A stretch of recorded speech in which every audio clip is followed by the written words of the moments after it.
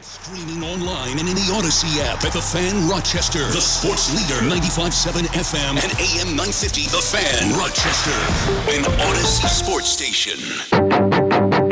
The Sports Bar with Danger and Battaglia. Today is Friday. For 10 days, it's been Kyrie Irving and Luka Doncic. Luka Doncic and Kyrie Irving. But there's two ends to the floor, and the Celtics exploited all of the minutes that both Dallas superstars were on the floor. What do you make of the possibility of Dan Hurley being the Lakers head coach? I'm a big fan of Urban Meyer. We can't do the Ron Burgundy. Mike Danger. The Bears. Gene Battaglia. Sometimes, yes, I talk to myself when I'm walking around the hallways. I think nobody's watching, except Derek is watching. And he's like, I'm going to put a compilation together for you just clapping. Why are you clapping? Hold up, you got to pump yourself up to come into the sports bar? Don't you know, pump it up. You got to pump it up. Bar Winkler's joining us. Love Winkler. I don't understand how anyone on God's green can be a Minnesota Vikings fan. Wait, what? Does he know anything about Michael Leone? Yeah, the Green Bay Gamblers. Your thoughts? The Stanley Cup final. I'm leaning on Florida. Gino's right. Give Gene the box wine now. Whatever Fonza flavor he wants, put it in the fridge there at the office. Gene is going to be the winner. 95.7 FM and AM 950. The Fan Rochester. And sometimes you call an audible at the line of scrimmage, and it turns out to make your day. It becomes a smart move, a move you didn't expect to happen. You always got to be flexible, man. Game plan has to remain flexible all the time. In our business especially. Like, I don't know. That's what makes it exciting. I don't know what today is always going to bring. You don't know what I'm going to say next. I have no idea. No right? idea. I strategically mapped out my week and my day. I had a lunch scheduled for outside of the office, and I told myself, you know what I'm going to do? I'm going to bypass the dad run today, and I'm going to walk the equivalent of my dad run. I'm going to walk to lunch. I'm going to leave work, walk to lunch. And then I saw what was going on outside. I'm like, no, I will not. I will not walk to lunch. I wanted to walk to lunch, and it would have been very, very good for my cardiovascular health to walk to lunch. But when I saw what was bubbling up outside, I'm like, yeah, car feels better today. I'll take the car. I'll catch up on the walk later. So usually I'll come in there in the morning, except for Friday. So what time are you talking about walking downtown? Is that so? I was going to meet up with my lunch date at Mama San's, College Town. Okay. I was going to walk from here to College Town, about 3 miles. Yeah. Could bang that out in about an hour or so. So I budgeted the time. I worked ahead. I worked late last night. And then I thought to myself, just as I was about to leave the studio and embark on my walk right around 11 o'clock this morning, I looked out the window. I'm like, and I looked at the radar. I'm like, nah. And Gino, I'm in a good mood because of it. If I would, I'd be drenched from head to toe if I would have embarked on that little journey today. So you're not edgy because you didn't get your dad run in then? I am a little edgy because I didn't get the dad run in, but I'm okay. I'm mentally, I'm not beating myself up over it. I mean, let's face it, I haven't done a dad run since the bloody sock incident. The bloody sock incident ruined me for this week. It really did. Like, I was like, whoa. Maybe I should take my foot off the gas a little bit. I got a sock covered in blood. I didn't even realize it. Yeah, you and Schilling, it's fake. You just catch up there. Is that what it is? Yeah, that's fake. Fake, I don't believe it. Show me the sock. I would say it's real. What Schilling did may not have been as big of a deal as everybody made it out to be. Like, you can bleed, with irritation in when you're performing athletically, but not have it be something that's painful. I didn't experience any pain at all on my dad run during the bloody sock incident. None. Didn't even feel it. Didn't know it was happening until I got done and I looked up. I'm like, geez, what happened here? So maybe Schilling had no idea that he was bleeding through his sock. Had no idea. No pain. No pain there. Danger, our town would be a better town if people just walked. That's my take. Like, honestly, I don't know if this is a Rochester thing or this is just when people we're in the High Falls district, but if you're just going to East Ave, maybe you're going to Native over. I love it. Go for a walk. Go for a walk. It cracks me up how people will not park over here in High Falls, but they'll park right up close at Innovative Field. It's 2 blocks. Yeah. Same thing with the Amherst. Hey, during the season until we get to playoff time, Sister cities, it's free. It's 2 additional blocks.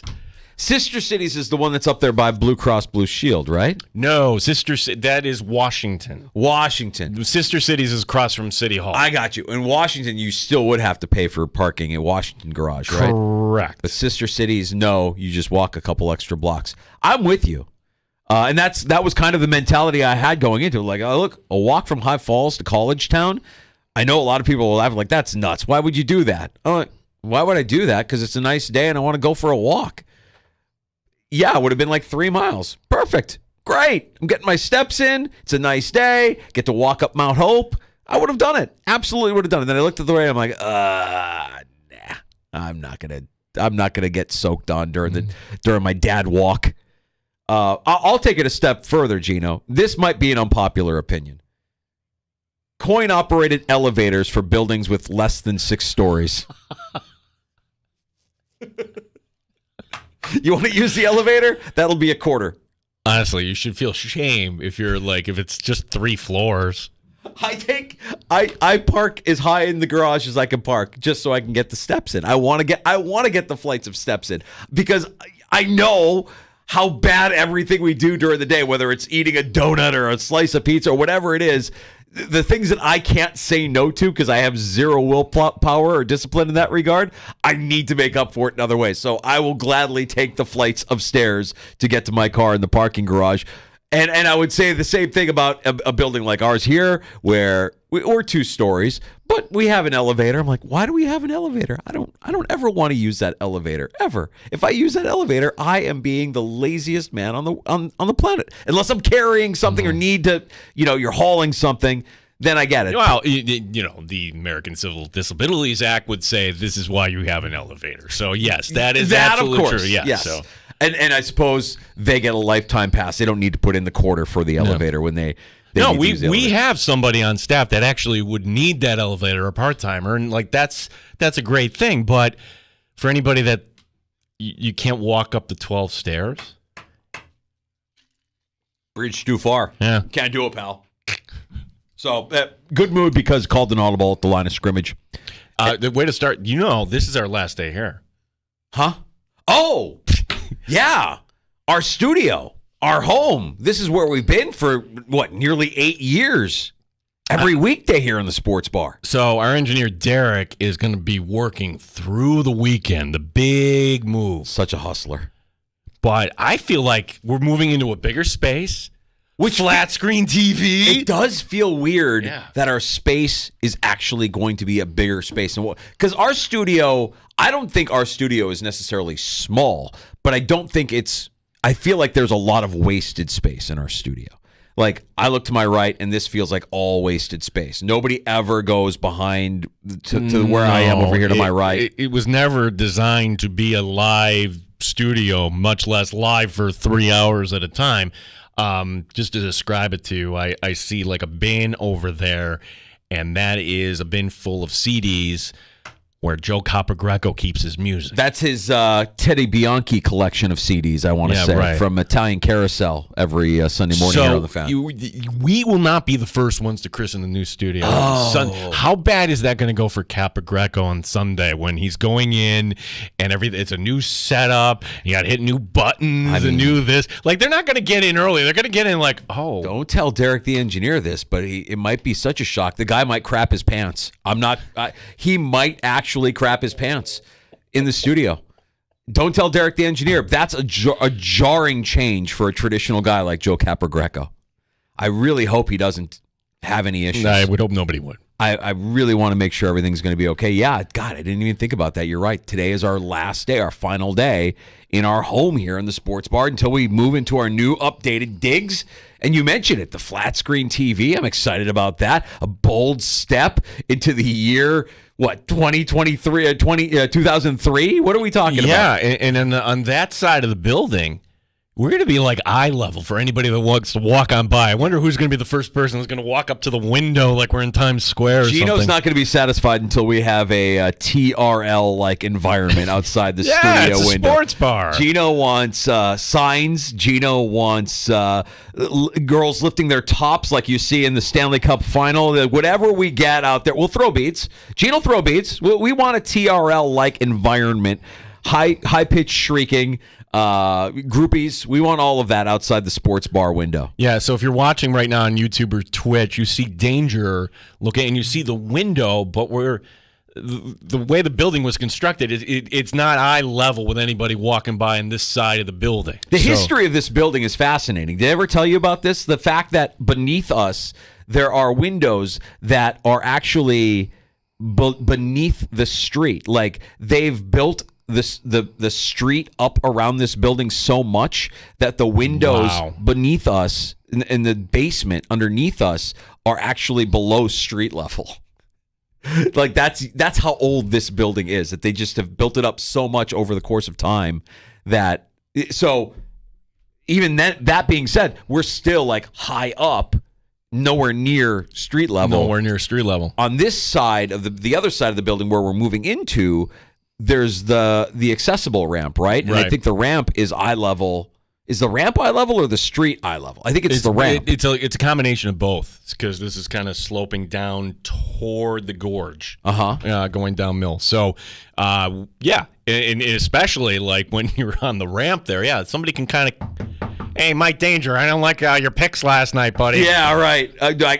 Gino, you're gonna have to be my my Secret Service. Hey, listen, yesterday, look over my shoulder because it's always to my back. Mutt was bing right on the money last night. Boy, like I was worried about having to stay up. I'm like, I don't have to stay up for this. I will say though, there were still elements of that game where when Boston is firing, they're unstoppable. But the way they came out in the second half, again, that's like, I want to be able to trust this team. They almost let Dallas back into the game, and then they stepped on their neck again, and they got it taken care of. That is why every Celtic fan that I talk to, and you the same way, it's like they're holding their breath. They don't trust this team. And yet, you see it, it's like, that's spectacular. That's the best in this league. No doubt they'll be the champs. And when they're good, they are unstoppable. And then they take their foot off the pedal. Yeah. And what are we doing here? It was almost like Jaylen Brown, took off half a quarter of basketball when he woke up. He's like, oh, yeah, that's right. We're going to turn this up again. And they did. And they get the big win, and it was kind of a snoozer. Wasn't really close. I mean, the closest it got from what were they up, like 26 points at one point, and then they got it to within 8 in the third quarter, and then Boston just flicked them off like a bug again and expanded their lead, and it was a laugher. So Boston takes game 1 in the Garden of the NBA Finals, defeating Dallas last night. And I think it was Jaylen Brown there. The big story, Jaylen Brown in the third quarter was, woke up, but the big story throughout the course of the game was the return of KP. Porzingis was fantastic. As a sixth man, when he came in, did they sandbag it? Like we never got deep in the Indiana series, so we'll never know if they were going to use him for games 5, 6, and 7. I almost feel like they had him stashed aside as the secret weapon. If he's good to go, he could be out there, but we can wait. We don't need him yet. Let's unleash Porzingis when we get to the finals and really, really put the foot to the gas. And he looked fantastic. You're not supposed to come out and play the way he played after you've missed 10 games the way he's missed 10 games. He looked incredible. He came into the league immature. Like Phil Jackson, that was the guy he wanted to build the Knicks around, if you remember. Number 4 overall pick. And yeah, a lot of things that happened in New York. Then he goes to Dallas, and now maybe he's grown up here a little bit. Or maybe this is also true. You're not asked to lead. You're the sixth man here, dude. Like, this team was already established in Boston. Now they're just adding him in. Kind of like Eichel, maybe a little bit. Like you saw the talent with Eichel, but hey, when you don't have to be the captain and you can kind of do your thing. Yeah, right. Some guys get thrust into a leadership position and they're not really leaders. They're better served as role players or glue guys. Porzingis was fantastic last night. Boston gets the Game 1 win. We'll talk more NBA Finals with our buddy later this afternoon. Bart Winkler stops by the Sports Bar from the Infinity Sports Network. You hear Bart here on The Fan late nights. He'll be stopping by at 4:25. I love Bart Winkler, and Bart has takes. I love his take, too, about the Vikings there. So we'll get his thoughts on the Packers. Does he know of the Green Bay Gamblers, too? We got to get, we have to get his take on the Green Bay Gamblers and our new Rochester Americans head coach here, Michael Leone. Don Stevens, the voice of the Rochester Americans, stopping by the Sports Bar here in about 10 minutes or so. So Don has yet to talk to Michael Leone. We understand that, but we want to bring on Don here just to kind of get his thoughts on, hey, whenever the Amerks have turned the page here, Don has seen how many coaches now come through. Also, he got a big award, or will be getting a big award. Yes, he is the winner of the 2024 Gary Smith George Bahan Sports Media Excellence Award. That's high praise in our city. Yeah, that is like the award, and if I'm not mistaken, oh my God, I'm doing a McDermott. I just did a Sean McDermott. I know the answer. This is the third time he was won it, if I'm not mistaken. No, what McDermott's wrong? 15 yards. That's not a 5-yard penalty. What are we going to call that? Like when you ask a question, or I know it's a fact. You know the answer before you even say it. You know. So this is the third time he's won it? Yes. Yes. Wow. Good for him. Don Stevens, voice of the Amerks, will be stopping by here in just a couple few. I want to ask, too, Don, like, how many games is he doing next year? Remember, he scaled back. Yeah. And Andrew Mossberg's doing a great job. So how they, put him on the spot here. Like, how many games you calling next year, Don?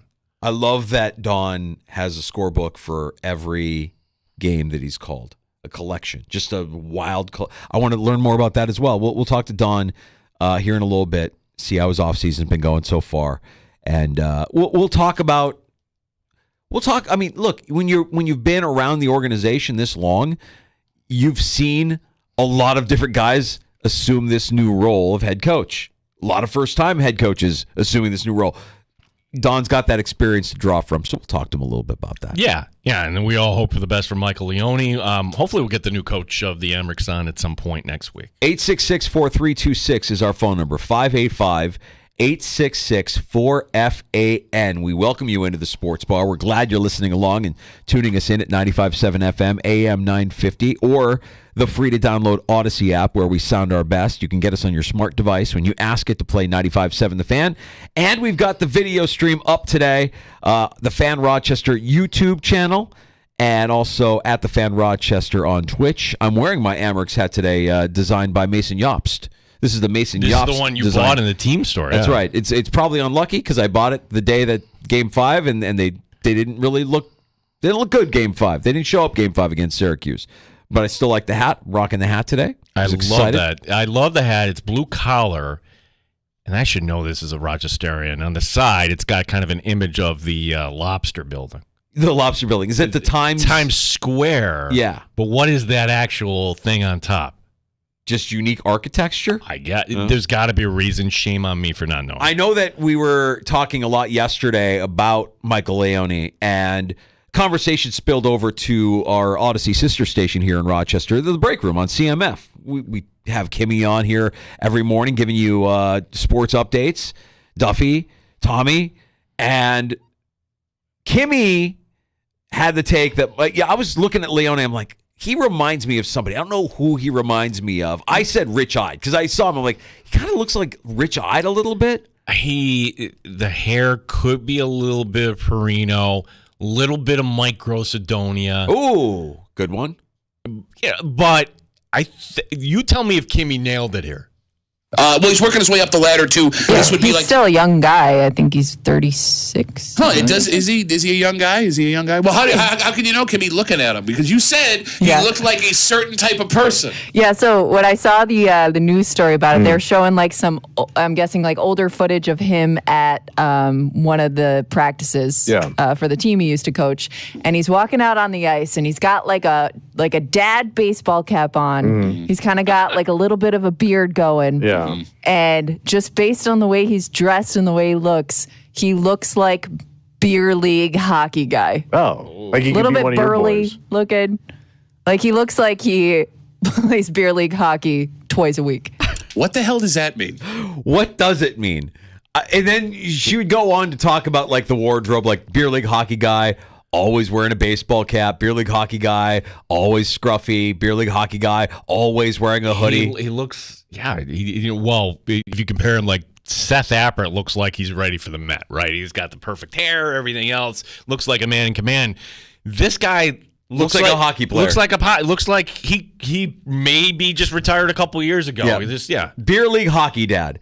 And I'm listening to Kimmy's description. I'm like, Jesus, she's describing my wardrobe I'm wearing a hoodie today. I've got my ball cap on. It happens to be an Amerks ball. I haven't shaved in a couple days. Oh God. It's me and Michael Leone and everybody else that plays men's league hockey or has played men's league hockey. Hockey players, we're beer league hockey dads now at this point in our lives. Yeah, that's like for every player that played Section 5 hockey this summer, congratulations on your upcoming graduation. In a few years, you will be playing beer league hockey. If not, no now, question. Yeah. And you should be recruited by older teams like my team when we were playing the shooters. We would always want, like, who can we get? We got to get some young guys. Let's get some youth out there because we ain't getting any younger, boys. We ain't getting any younger. We're not getting any faster. And then a guy like Fates shows up to the beer league, and he just rolls everybody because Fates is young and Fates is athletic. He played college sports, so yeah. It's like, how are we supposed to compete with this guy? Forget it. That was Kimmy's take on what Rochester Americans' new head coach Michael Leone looks like. Beer league hockey dad. I don't think that's an insult. I think that's almost it's a very accurate description of what the Amerks are bringing in here. And you're right, Gino. Hopefully we do get the chance to talk to him here over the course of the next few days. But in the meantime, the voice of the Rochester Americans stopping by the sports bar. Next, we're going to check in with Don Stevens on his offseason, on this award that he's picking up, and on what fans can expect with a new head coach coming in. Somebody that's seen a new guy come into this role multiple times. What's the cycle like? We'll get into it with Don next here on The Fan. You're listening to the Sports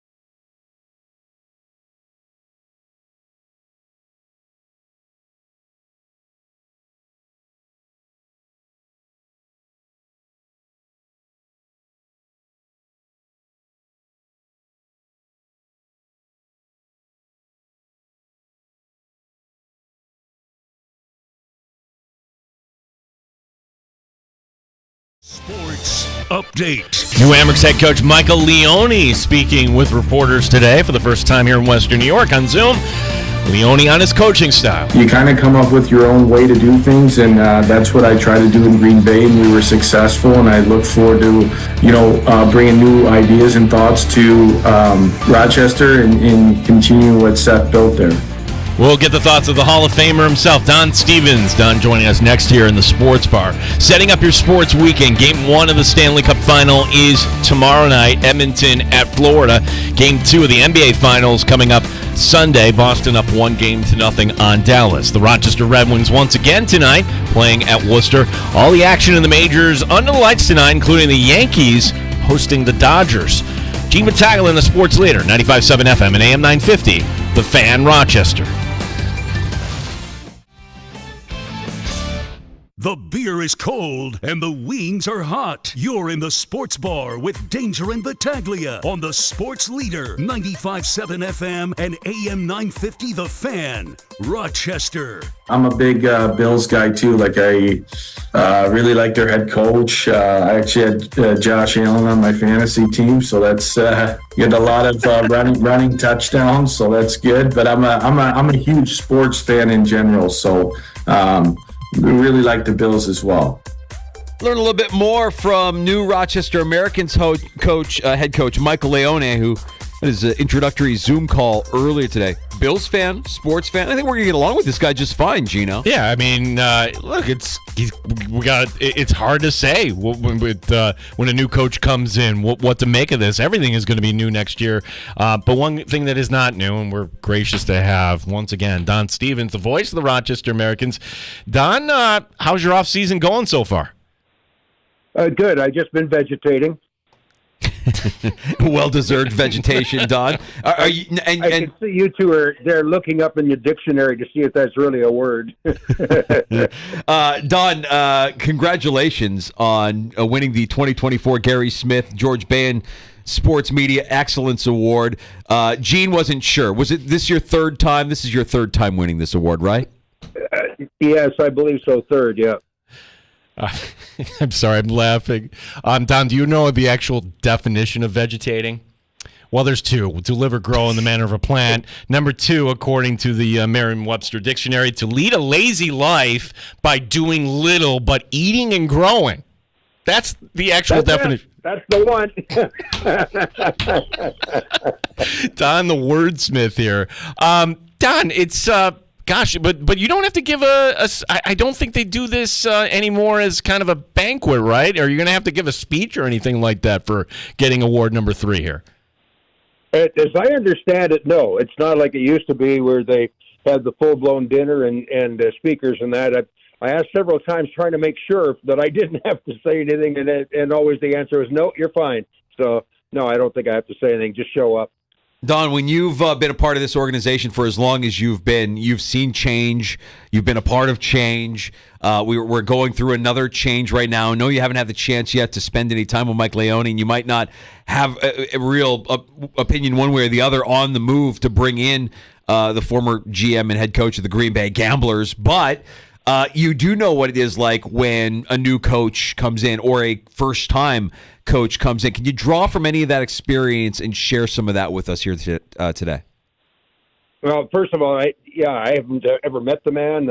I know nothing about him. In fact, that audio clip you played there just a couple of moments ago was the first time I'd ever heard his voice. So you're way ahead of me on who he is and what he's all about. I don't know. But the thing is that the game has changed over the years, and I think the philosophy in the organization as far as coaching and developing players has changed, and what he is and apparently has as a background is what's needed. I'm old school, as you know, and so I don't necessarily agree with all of the coaching and the way things are done. But of course, there's a reason why they're coaches and I'm not. But that kind of a personality like Seth Appert is, I think, is what's needed with today's young, very talented players. You know, Don, like anything else, though, when you meet somebody new and you just give them a chance here, and I'll we could say right now, boy, he's got some big shoes to fill. And look, there's no doubt Seth Appert did a great job. Took this franchise to places it hadn't been in not just years, but in decades. But I'd also say when Seth Appert came in, we were probably saying the same thing because Chris Taylor had this franchise kind of pointed in the right direction. So your thoughts on how big a shoes that actually our new head coach, Michael Leone, has to fill here? Well, you're exactly right. That I thought at the time when he came in without having any coaching experience as far as the pros are concerned, especially at this level or higher, had the concern with Seth. But as it turns out, he was the best coach I've ever been around. I've been around a lot of them over my 55 years, and so I guess we'll give Coach Leone the benefit of the doubt because he comes from somewhat of that same mold. Although he has less experience than Apps. Apps had done a lot as far as collegiate coaching. It was at University of Denver and RPI and some other places that he had been. Leone has not had quite that experience, but he does have an excellent resume in what he has done. So I think that if I was trying to decide if this was the right move at this point, I'd have to say yes, it's the right move, and he seems to be the right person. Don, I want to go back to that because you just dished out some high praise to Seth Appert. I mean, for somebody who's been around the organization as long as you've been and say that Seth Appert is the best coach that you've been around. I mean, you've been around some NHL caliber coaches with the Rochester Americans. You standing by that? Okay, let me clarify. When I say coach, I don't necessarily mean on-ice coach. I'm not talking about that because I'm not enough of an expert to determine that or not. But he's the best person in that position that I've ever had to work with. The way he treated me, the way he treated the whole staff and everybody, made everybody feel a part of the organization for the first time. It was just a totally different atmosphere the last couple of years. And, I hate to say that because some of the great coaches I've been around, like with Randy Cunneyworth and even back to John Van Boxmeer and Don Lever, and some of those were great coaches. But overall, Apps was just a step above. We're talking to Don Stevens. The Amerks have a new head coach. Speaking to reporters today by Zoom for the first time since he got the award. Don, what about the changes in this league? Because you're bringing up some of these names like Keenan and Don Lever. Much different league. And I remember a couple of years ago where Seth Appert, hey, it's the opening weekend and you got 4 teenagers in the opening lineup. So the idea that you actually have to get this developmental coach seems to kind of fit the times here in the American Hockey League. Yeah, absolutely. That's what I say. He seems to be the right type of person, as Apps was to fill this position. And talking with Jason Carmonos, the general manager, with the young guys that are coming along, it's going to be another class of extremely talented young players. Now, we just saw a couple in the Memorial Cup playing with Savoy and what the heck's his name? The big Rush. We thought that the Russian we had here on defense was big. This guy seems like he's even bigger. Kamar, I can't think of his name now. But anyway, looking at what I've seen from the young, talented players, it's going to be a lot of fun. Don Stevens, our guest here, voice of the Amerks, joining us in the sports bar. Last time we spoke to you, Don, we were there at the arena before Game 5. Just want to get your takeaway from that disappointing end of the season for the Rochester Americans. I mean, it was a good season for the Amerks, but certainly a season that fell short when you got to the postseason and that lost Game 5 against the Crunch. It just seems like it happens so often. You have just a packed house. They're coming out of the rafters and in a great night, great atmosphere, and you stub your toe. It's just, it just seems like it happens so often, unfortunately. But that can't take away from the excellent season that was there, the excellent few years that we've witnessed over the last little bit. And there's a reason why the place was packed because the teams have been so much fun to watch, and there's been excitement, newfound excitement here in Rochester with this team, and so let's not forget that. But it was just too bad that last game that it ended the way it did. Veselov Komarov, 6'3" defenseman. Yeah, that's it. That's the guy. Komarov, Komarov. So Danya, he's only 20, by the way. So it kind of fit in right there. Like all these kids. Oh, he's older than I thought. Yeah, he's older than I thought. I thought he was only 18. So yeah, it's to me 18, 19, 20. It's still got a lot to learn here. Don, what's the difference? Once you get beyond 50 or 60, what's the difference? Right? Well, with that, I mean, because, Don, I'm sure you get this question a lot, and last year you made the announcement, hey, I'm pulling back, and it helps that you have a guy in Andrew Mossbrooks that can help out here a little bit. Have you given any thought to how much of the load you want to take on next year? First of all, I'm going to try and do all of the home games for certain. It's just some of the road trips that have kind of gotten to me a little bit, and as I have improved from some health issues, I feel like I'm getting stronger and in better position than I was. Maybe a few of those trips are yet in the mix. So, but Andrew's doing a great job, and I want to make sure that he holds his interest and gets a few games and the nasty trips he'll get. Don, is it true, and I think Mossbrooks pointed this out in an article about you, that you have a record of every game that you've called? You've got it all stashed away somewhere in your office that you can look back at every game that you've called and look at the score sheet? It's a book. Yeah, I do a book every season.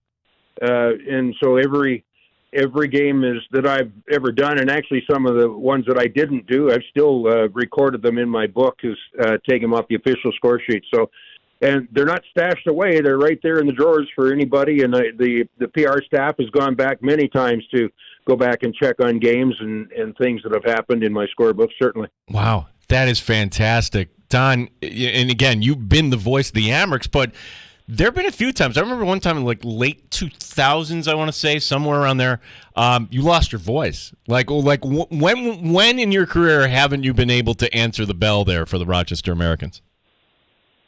Well, there was that one, which was in Quebec City, where Dan Carpenter was working for us at the time, and had to call him in the morning, and he flew up to do the game that night. So that was one. There was the first one in my broadcasting career that I didn't do was the night my youngest son was born.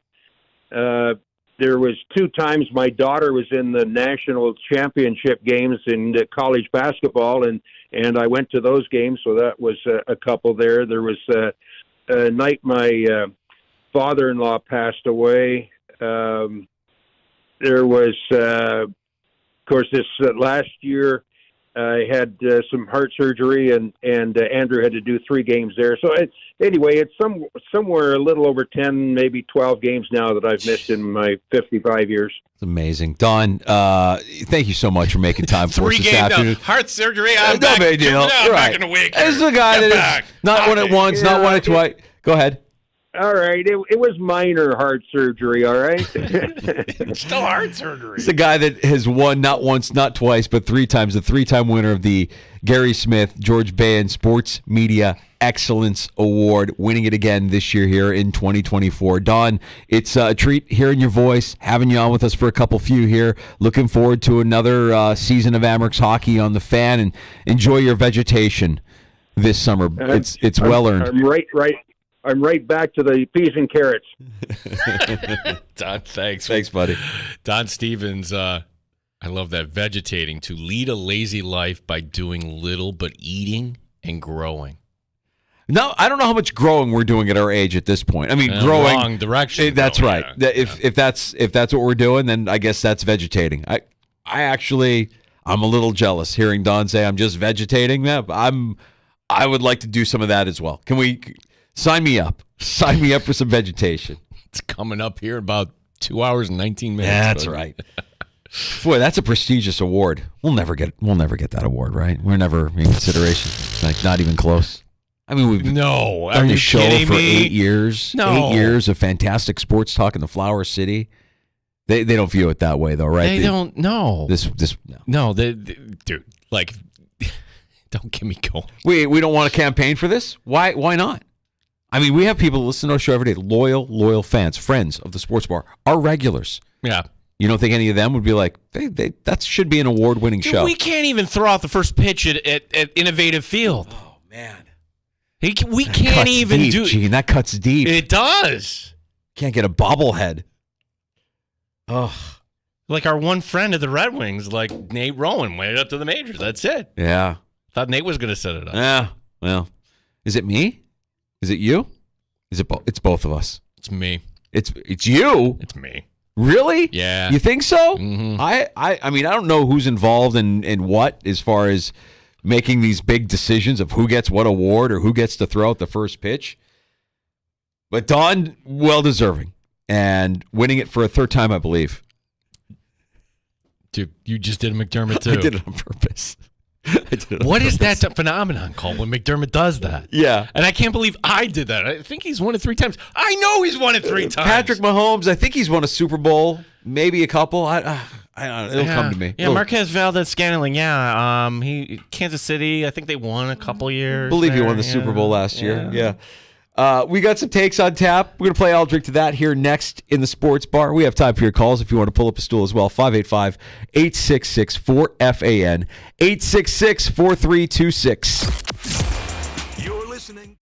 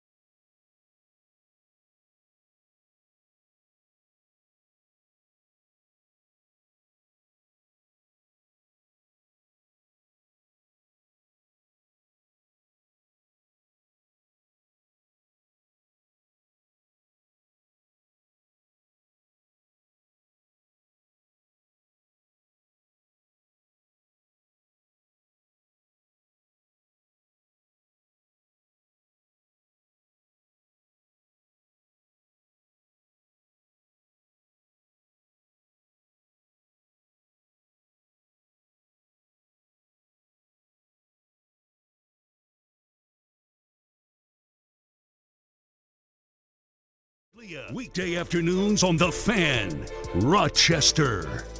No, yeah, my wife was looking through some of the tweets, and she's like, "What's a garbage plate?" I was like, "I don't know. I'm gonna have to find out."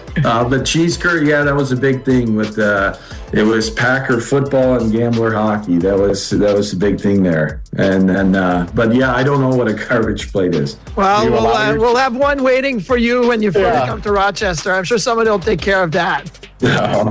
Thanks a lot. I'll be looking forward to the garbage plate when I get there. Yeah. Maybe we can. It could be a theme of one of our shows at development camp. Although that would maybe fly in the face of development, right, Marty? Yeah. It would not be good for the fat test. That's for sure. How dare they? Yeah. How dare they? How dare Marty and Duffer say that garbage plate isn't good for development? It's absolutely good for growing, the way we were talking about growing just a few moments ago here in the Sports Bar. Danger and Battaglia, glad you're with us. We have some takes on tap. It's time for I'll Drink to That. I think you'll agree with me on this one, Danger. There's a piece of clothing I could say with certainty no baseball fan would ever buy. So baseball, like the highlight of this baseball weekend, phenomenal series. You've got the Yankees and Dodgers, Shohei Ohtani, and they're going to put this on Fox tomorrow night. They're going to put it on Sunday Night Baseball going head-to-head against the NBA Finals. And then it's on the Apple platform tonight. But baseball wants to kind of sell you this. The Mets and Phillies in London this weekend. As you would expect for the Mets and Phillies, there's merch for the event. And one piece of merch has gone viral. It's a Hawaiian-style shirt with the logos of the Mets and the Phillies. It is absolutely gross. Look, I understand designers may not be sports fans, and they can't understand the culture here, but whoever approved this for Major League Baseball should be fired. Let's make an Amerks and Crunch shirt, shall we? Or how about a shirt of Ohio State and Michigan? It's got to be only for the people that are the locals. It's got to be for the people in London who just want to commemorate that they were at this game, because they don't understand. Like, if you were in London and you were doing a Premier League game in America, it's not like you would put Man U and Man City logos on a Hawaiian shirt together and try to sell it to fans of those teams. I guess that would be kind of the thing. Like, oh, hey, there's a couple Premier League teams, and they come over to the States for an exhibition. I'll buy some merch. And you could kill two birds with one stone and say, oh, yeah, I got this shirt, and it has both of the logos on it because that was the game that everybody remembers, or that was a series that everybody remembers. Yeah, that's hideous. And I'm not even going to put it on the designers. The designers, I mean, it's as simple as saying, we've got a Hawaiian shirt. What do we want to put on it? Let's put two logos on it of the opposing teams. Good idea. No, not a good idea. Horrible idea. If I had just unlimited resources, I would buy one for Catalana and just be like, hey, bud, there you go. Mets, Phillies. Yeah, disgusting. I will say, though, you're right. The matchups in Major League Baseball are compelling. The Yankees-Dodgers series is obviously fantastic.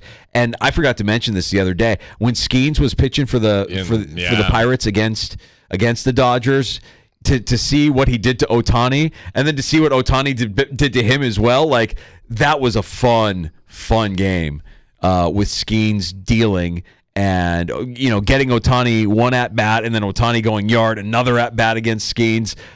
When you see things like this, it's just a reminder of just how much good young talent there is and how there are actual stars in Major League Baseball. What do we know about Soto, by the way? What do we know about his arm? We're supposed to have an MRI today, right? I haven't seen anything come across yet. So last night, rain delay. Oh, I know. Get ready for this. The Yankees beat the Twins. Hold on. You're kidding me. Say what? That never happens. So, rain delay, and when he came back, he's pulled, and something with his forearm. Further evaluation today.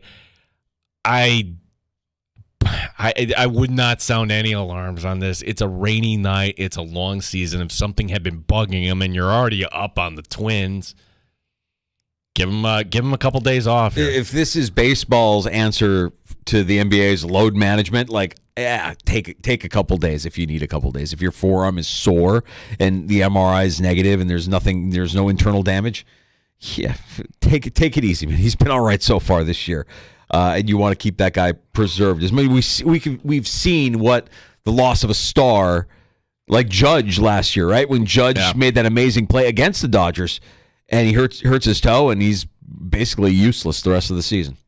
Sunday night is going to be spectacular. Dodgers, Yankees. Now, if you're not familiar with Sunday Night Baseball, they moved up the start time. That's smart. Let the teams kind of get to where they need to get to, so they're not getting on a plane after midnight. And for us on the East Coast, hey, I like a 7 o'clock start time on a Sunday night in particular. Tyler Glasnow of the Dodgers, he was the big ticket item that they got from Tampa against Luis Gil on Sunday night. Fantastic. Can't wait for that. Also ready to set a tone for the weekend. My first weekend in a while here, Gino, where I don't know that I have a long list of projects that need to get done, which inevitably means that at some point I'll probably be helping Sandy out with some of the household chorin'. I'm going to execute this move, and I'll report back my findings. Pull out the vacuum, plug it in, leave it out. Not actually going to use it, but I'm going to give off the appearance that I have used it, and I'm going to tell her that I did, because let's face it, it's guy code. It states that if you can't see it, it must not be dirty. House doesn't need to be vacuumed every week. We can live another week without running the vacuum. She'll be none the wiser. Kind of excited to play this out. You can also do that or get the pledge and put that down. I've actually done that. Like, okay, hey, the little prop makes it look like I've been working around the house all day. Looks like you've been cleaning. Yeah, it's a good little trick, and it keeps tensions low. The stress level comes down. Like, the house is clean. Don't worry about it. I got it. Everything's good. Vacuum, totally. Did you see the vacuum? It's right there. No, it's even still plugged in. Okay, we didn't finish the mulching, so I've still got a big pile of mulch in the driveway, which my son should be doing. If you're hearing this right now, get to work out. Did I say that I don't have anything going on this weekend? I got a slam-packed weekend, Gene. I'm so busy. I'm so busy. I wish I could make time, but Gino, I've just got so much on the docket. But good luck with that mulch over there, pal. Get to work, Kyle. Get to work. Today, this is definition of bittersweet. It's Kim Pegula's birthday. She's 55. Only 55. March, she was declared incapacitated. Look, it is so sad. It is one of those days like, what if? I know sometimes, Danger, we don't like to play this game, but what if her medical event never happened? Well, in that world, Ron Raccuia is still here. Pete Guelli is still with the Giants. Are we discussing selling a chunk of the Buffalo Bills or selling the Nighthawks off altogether? Shows you how powerful she was, how one person could have so much influence. Yeah, I also wonder, though, if none of that happened, would Terry eventually get more involved, or was Terry hands off and just letting Kim run things because she was more articulate and better in a room and had more command than Terry? Like, would Terry have been behind the scenes saying, we need to do this or we need to do that? Because Kim, was I think a lot of times, almost honest to a fault. Like, she was the one that said, we don't just have, $1 billion laying around to build a new stadium, right? Like, They got it done, and she was instrumental in getting that done, working to get that done, working with the state, having Raccuia work with the state before he was let go on ceremony. Why? Why was he let go, Gene? Terry Pegula didn't like him. Didn't like him. Just didn't like him. Tim Graham telling us, Terry just didn't like him. Yeah. And then Terry hires 2 others, and then, they were dismissed because, you can't really do those things in the office. I don't know. I like the Guellis there. Let's just put it that way. Yeah. I like the Guellis there, and I think Guelli is probably the guy that can now, for Terry, act as if he still had Kim in that role, right? Like, Kim was somebody that he trusted, and I think Guelli will eventually be that guy for Terry Pegula and for the Sabres and Bills. We had Pete Guelli on the show, and if you're not familiar, he's now running the entire business operation. He's now in charge of everything in terms of the Bills, Sabres, and the properties here in Rochester. And just hearing him talk about being in a room with Michael Jordan, that was his career arc. He was working for the Bills. Jordan becomes the owner of the Charlotte Bobcats, I think they were at the time. They didn't even become the Hornets till after, and he goes down there to work for. You can imagine what that must have been like working for Michael Jordan, how intimidating that must have been working for the greatest of all time. And what kind of intensity that brings to the table. Yeah, there isn't a day off. So and then you go to New York, which that's a different pressure cooker because hell, it's New York. Yep. And now you're coming back home, like that experience. Like if you're looking across the table from Mr. Bagula and you're looking at a spreadsheet that maybe isn't so favorable, like Pete can figure out a way. He's been through worse. Yeah, I think you could probably say that he's learned through his experience and can probably navigate those waters. Yeah, bittersweet day. I can't believe that at 55 is way too young to be incapacitated, and that's just a sad, tragic kind of story there with Kim Pegula and everything that's gone on with her medical issues. We're going to take a break and come back. We have more next on The Fan, including hearing from the new head coach of the Rochester Americans, Mike Leone, speaking to reporters on Zoom today, also spending some time with Marty and Duffer on Sabres Live earlier today. We'll recap some of what we learned from the new Amerks head coach, and we'll take your calls as well. 866-4FAN, 585-866-4326. You're listening to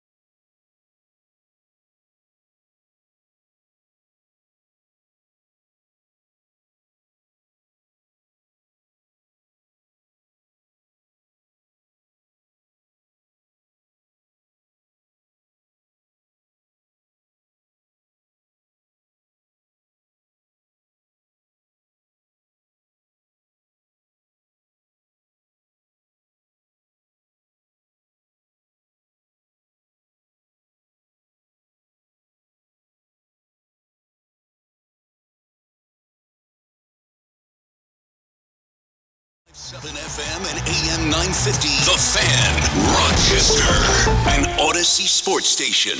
The Fan, Rochester, sports update. New Amherst head coach Michael Leone speaking with reporters today. Leone on his coaching demeanor. I'm pretty calm, cool, collective. Like I think it's really important for at times, you're a competitor as a coach in person, which I am, and you see that emotion sometimes, but I'm a firm believer in that, you take on the personality of your coach.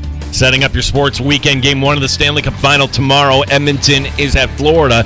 Game 2 of the NBA Finals Sunday, Boston is up 1-0 on Dallas. The Rochester Red Wings once again playing in Worcester, Massachusetts. All the action in the majors on the lights tonight, including the Yankees hosting the Dodgers. Be advised that game tonight is on Apple TV. Gene Battaglia, the sports leader, 95.7 FM and AM 950, The Fan, Rochester.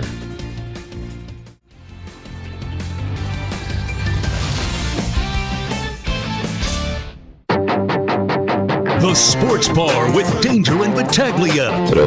Today is Friday. For 10 days, it's been Kyrie Irving and Luka Doncic. Luka Doncic and Kyrie Irving. But there's two ends to the floor, and the Celtics exploited all of the minutes that both Dallas superstars were on the floor. What do you make of the possibility of Dan Hurley being the Lakers head coach? I'm a big fan of Urban Meyer. We can't do the Ron Burgundy. Mike Danger. The Bears. Gene Battaglia. Sometimes, yes, I talk to myself when I'm walking around the hallways. I think nobody's watching. Except Derek is watching. And he's like, I'm going to put a compilation together for you just clapping. Why are you clapping?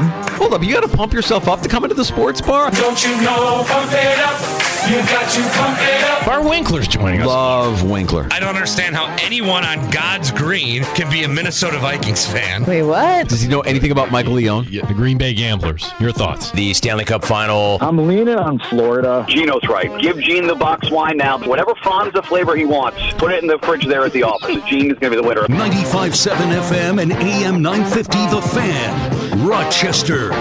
Could know a little bit more about new Rochester Americans head coach Michael Leone, who was introduced via Zoom.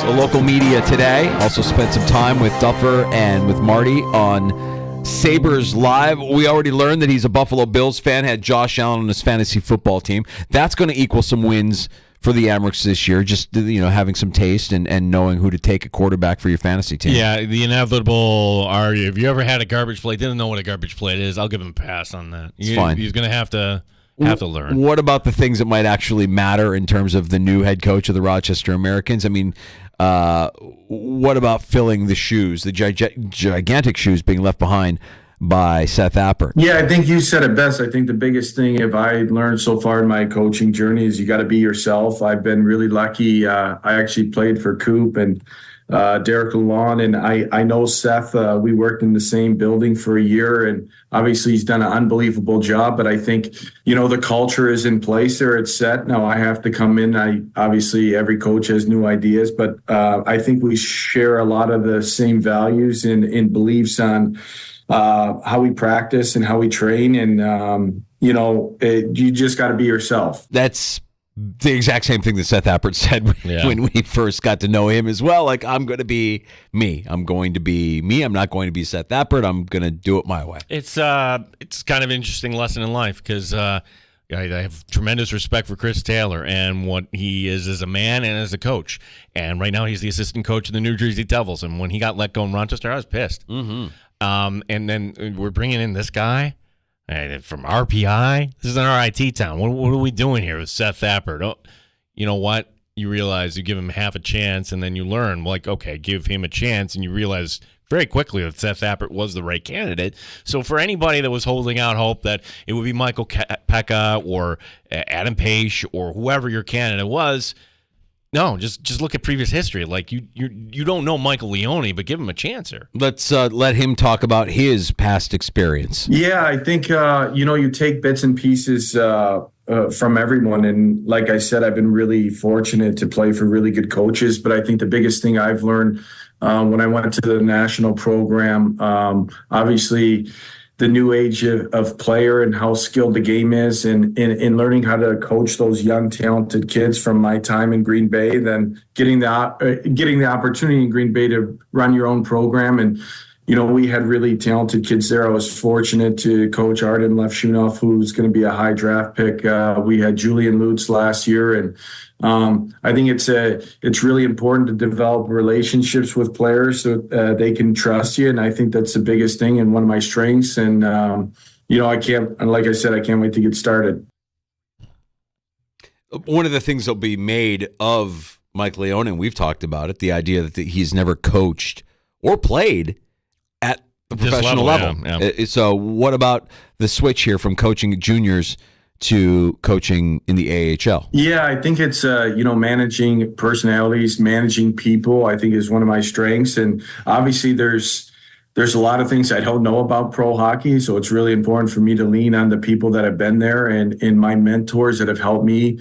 But I think at the end of the day, you're managing people. Everyone has high expectations to get to the next level, and it's my job and responsibility to help them ultimately become a Buffalo Sabre. And I think it's just really leaning on the people. There's really good people in that organization that are there. Great assistant coaches. Seth laid the foundation, and it's my job to come in and continue that. And I'm going to do it to the best of my ability.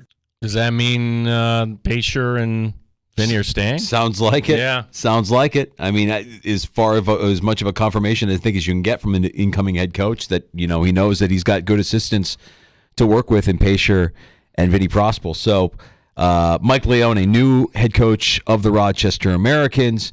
And let's face it, Gino, I mean, he comes off like he's a regular guy.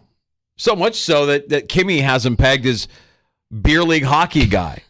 He actually believes he looks like typical beer league hockey guy. Well, he's working his way up the ladder too. Yeah, this would be he's like still a young guy. I think he's 36. Huh? It does. Is he a young guy? Did a Is he a young McDermott guy? there. Well, how can you know? Kimmy looking at him because you said he looked like a certain type of person. Yeah. So when I saw the news story about it, they're showing like some, I'm guessing like older footage of him at one of the practices for the team he used to coach, and he's walking out on the ice, and he's got like a dad baseball cap on. He's kind of got like a little bit of a beard going. Yeah. And just based on the way he's dressed and the way he looks like beer league hockey guy. Oh, like he a little could be bit one of your burly boys. looking.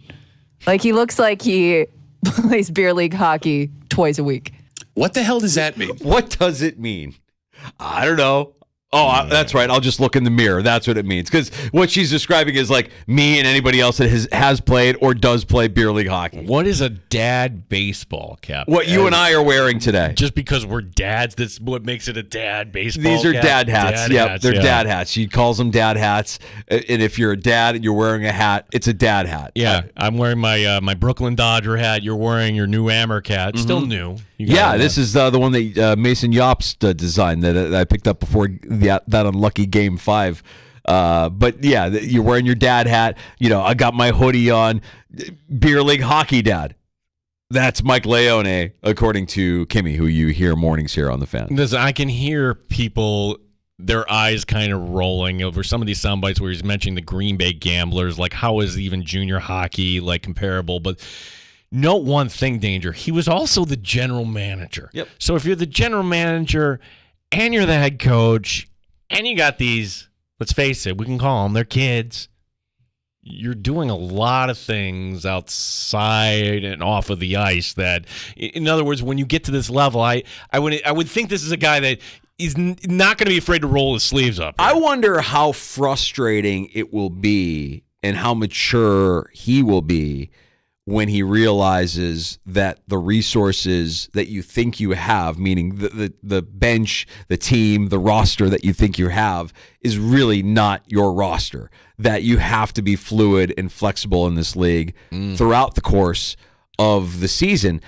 And I'm saying that because we hold Seth Appert in high regard, and that's a guy that is level-headed and mature, and we know that and even at times, it was like Seth you could hear almost an exasperation, like, yeah, it's tough right now, guys. We're scratching and clawing to get a roster and to get a team out there because we've got guys that have been called up or because we've got guys that are on the mend, whatever it might be. So much of it is out of your control as a head coach of that team. Yeah, and there's also you're going to get the suggestions. Now, ultimately, it was always Seth. his decision. But if Buffalo wants you to play a certain player more minutes, or let's see this guy in special teams or anything else like that, this is going to be new for him. He was the chief decision maker at this. Now you're not. You actually have people you got to report to in that That's regard. right. And I'm curious about that, because even though both he and Seth Apper came into this role without AHL coaching experience, you learn quickly that there's a lot around this roster that is out of your control. And if he's coming in as a former GM and head coach, where he had control of the roster and he was behind the bench, that might be a little bit jarring to realize the control that you once had, you no longer have. These kids are at the disposal of the Buffalo Sabres. They can do with them what they choose. What about all these free agents, Danger? And I could rattle off the long list here, but all the veteran players that could go shop, how much of a factor is it? Or is it even a factor at all that, okay, is he out there actually part of the process here to try to get a Murray or whoever else that might be a free agent? Yeah. Well, it'll be an interesting few weeks. Hopefully we have the chance here in the next few days to meet up and talk to new Amerks head coach Michael Leone. Great to hear a little bit more about him today as he was introduced to the media. I got a little tidbit here for you, Danger, and see if this pulls you back in, okay? So the Indiana Fever are playing tonight. They're 2-9 on the season. They're favored. They are actually giving up 3.5 points on the road. That's because they're playing Washington, who's 0-10. This game tonight is on Iron. Have you even heard of Iron? I think I have. Okay. Yeah. I don't know where that lands on my guide, my channel guide. I'm out. So basically what you're saying is two bad WNBA teams are squaring off tonight. Right. So like when you're looking at the headlines, what did I miss last night? Oh my gosh, Caitlin Clark went for 30. Oh, everything's great. Yeah. Okay. Caitlin Clark is good. I don't have any problem with Caitlin Clark, but her team is bad. And the way her team kind of fails to stand up for her, or kind of fails to, have her back at moments, that's a bad team.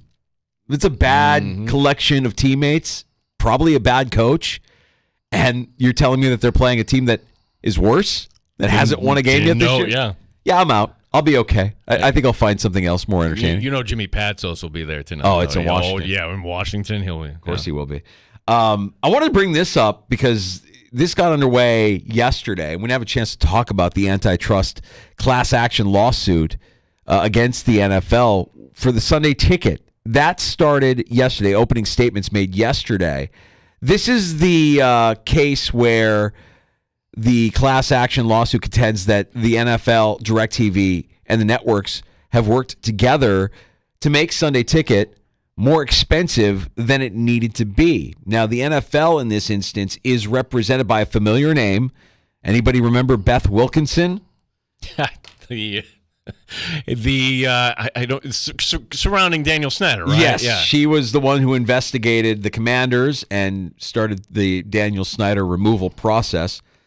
Her take and her comments were that it's always been about giving consumers full access to premium content. Now, the Wall Street Journal has taken a look at what this case could actually mean for the NFL when you have up to $7 billion in damage. The antitrust law requires damages to be tripled. The league could look at a $21 billion judgment, which breaks down to $656.25 million per team that would need to be paid out in the form of a settlement. So that is the worst case scenario. Worst case scenario. Worst case scenario. Here's what I know about the NFL, right? They have an amazing ability to make problems go away.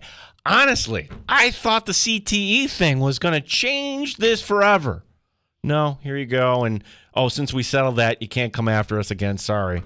I thought the St. Louis thing, they're guilty. Nope, nothing to see here. Write a check. Colin Kaepernick, oh my gosh, they are guilty. Nope. Write a check. Now, How do they settle this, though? See, this is the question I have. Okay, they'll settle this.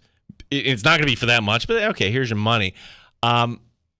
Does that mean the formula is going to change? In other words, like, because there would be owners out there like Jerry Jones, like, yes, buy my Dallas Cowboy package directly. I don't want to alarm anybody, but that would be terrible for the Buffalo Bills if teams that actually could rake it in. Yeah. You would have a huge disparity in revenue being generated throughout the league. Teams like the Cowboys would rake it in. Teams like the Bills, not so much, unless you could get all the teams to agree to some profit sharing of that money. And I imagine getting billionaires to share anything is a challenging thing to do, but that might be where this heads. I mean, you could see out of market rights being sold team by team, game by game potentially. It could mean the dissolving of the NFL Sunday Ticket, which is something we've had for forever now. It feels like it's been around for a long time. And wait, you mean to tell me that the Sunday Ticket is overpriced? What? Get out of here. Really? We've been paying more than we need to? I mean, think about it. If you've had the Sunday Ticket, maybe you just watch the Red Zone channel and you get the best highlights as they're happening from every game, or maybe you do want to watch your actual team play. But if you're watching your actual team play, you're not watching any of the other games that are available to you on the Sunday Ticket. I still don't understand how they're going to win this, though. Like, okay, here's the price. Okay, it's too expensive. I don't know. People will pay it. So what they're saying is there should be an option to just individually buy the team you want. And the complaint here also stems from CBS and Fox, I believe, put in their deals with the NFL that the Sunday Ticket needed to be priced a certain way so that it wouldn't siphon off viewers away from their product. CBS and Fox nervous that the Sunday Ticket will bite into their viewership, of course, which in turn means they can't get the ratings that they believe they should get for having the NFL game. So it'll be interesting to see how this shakes out. It could change the way we watch the NFL on Sundays, especially if you're somebody who has been paying for years for the NFL Sunday Ticket. You could be entitled to a payout. We've got a couple breaking news items here with the New York Yankees. Okay. Ow! Ow! Fitting. Ow! It really hit me. I didn't know it was coming back that far. Talk to me about the MRI. Yeah. Take a deep breath, Yankee fans. It's inflammation, so he could theoretically be in the line. He's not going to be in the lineup, but if needed, he could come off the bench. Aaron Boone, in the grand scheme of things, we got some good news today. Also, this other little tidbit, Garrett Cole will get a second rehab start. Again, AA Somerset, home this Sunday. Now, I'm keeping my fingers crossed because if they determine that Cole needs a third and they put him up to AAA, well, then that would put him in Rochester either Friday or Saturday of next week. But let me tell you something, Danger. What did he go? 3 1/3, 45 pitches, didn't allow anything, 5 strikeouts. If he does that again, what are we doing here? Right. Yeah, he'll be back. All right, Bart Winkler from the Infinity Sports Network will be stopping by the sports bar next. What was that last night? Game 1 of the NBA Finals, and the Celtics absolutely put the pedal to the metal and took care of the Mavs with great ease. And because Bart is in the Milwaukee area, big Green Bay Gamblers guy, I'm sure. We can ask him what he knows about Mike Leone with tongue firmly planted in cheek. Bart Winkler, our buddy, stopping by the sports bar next on The Fan.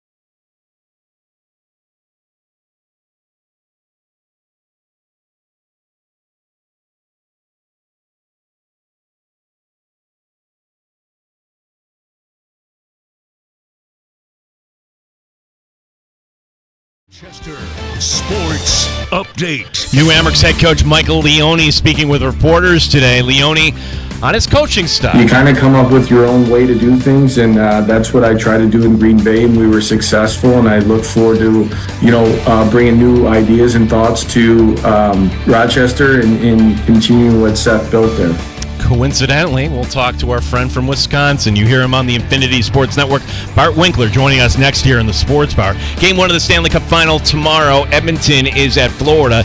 Game 2 of the NBA Finals coming up Sunday. Boston up 1-0 on the Dallas Mavericks. Rochester Red Wings once again continuing their series tonight in Worcester. All the action in the majors on the lights tonight, including the Yankees hosting the Dodgers. Final from the College Baseball Super Regional. Florida State over UConn, 24-4.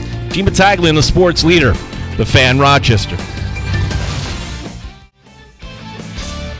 They've raised the bar on Rochester Sports Talk. You're in the Sports Bar with Danger and Battaglia on the Sports Leader, 95.7 FM and AM 950 The Fan, Rochester.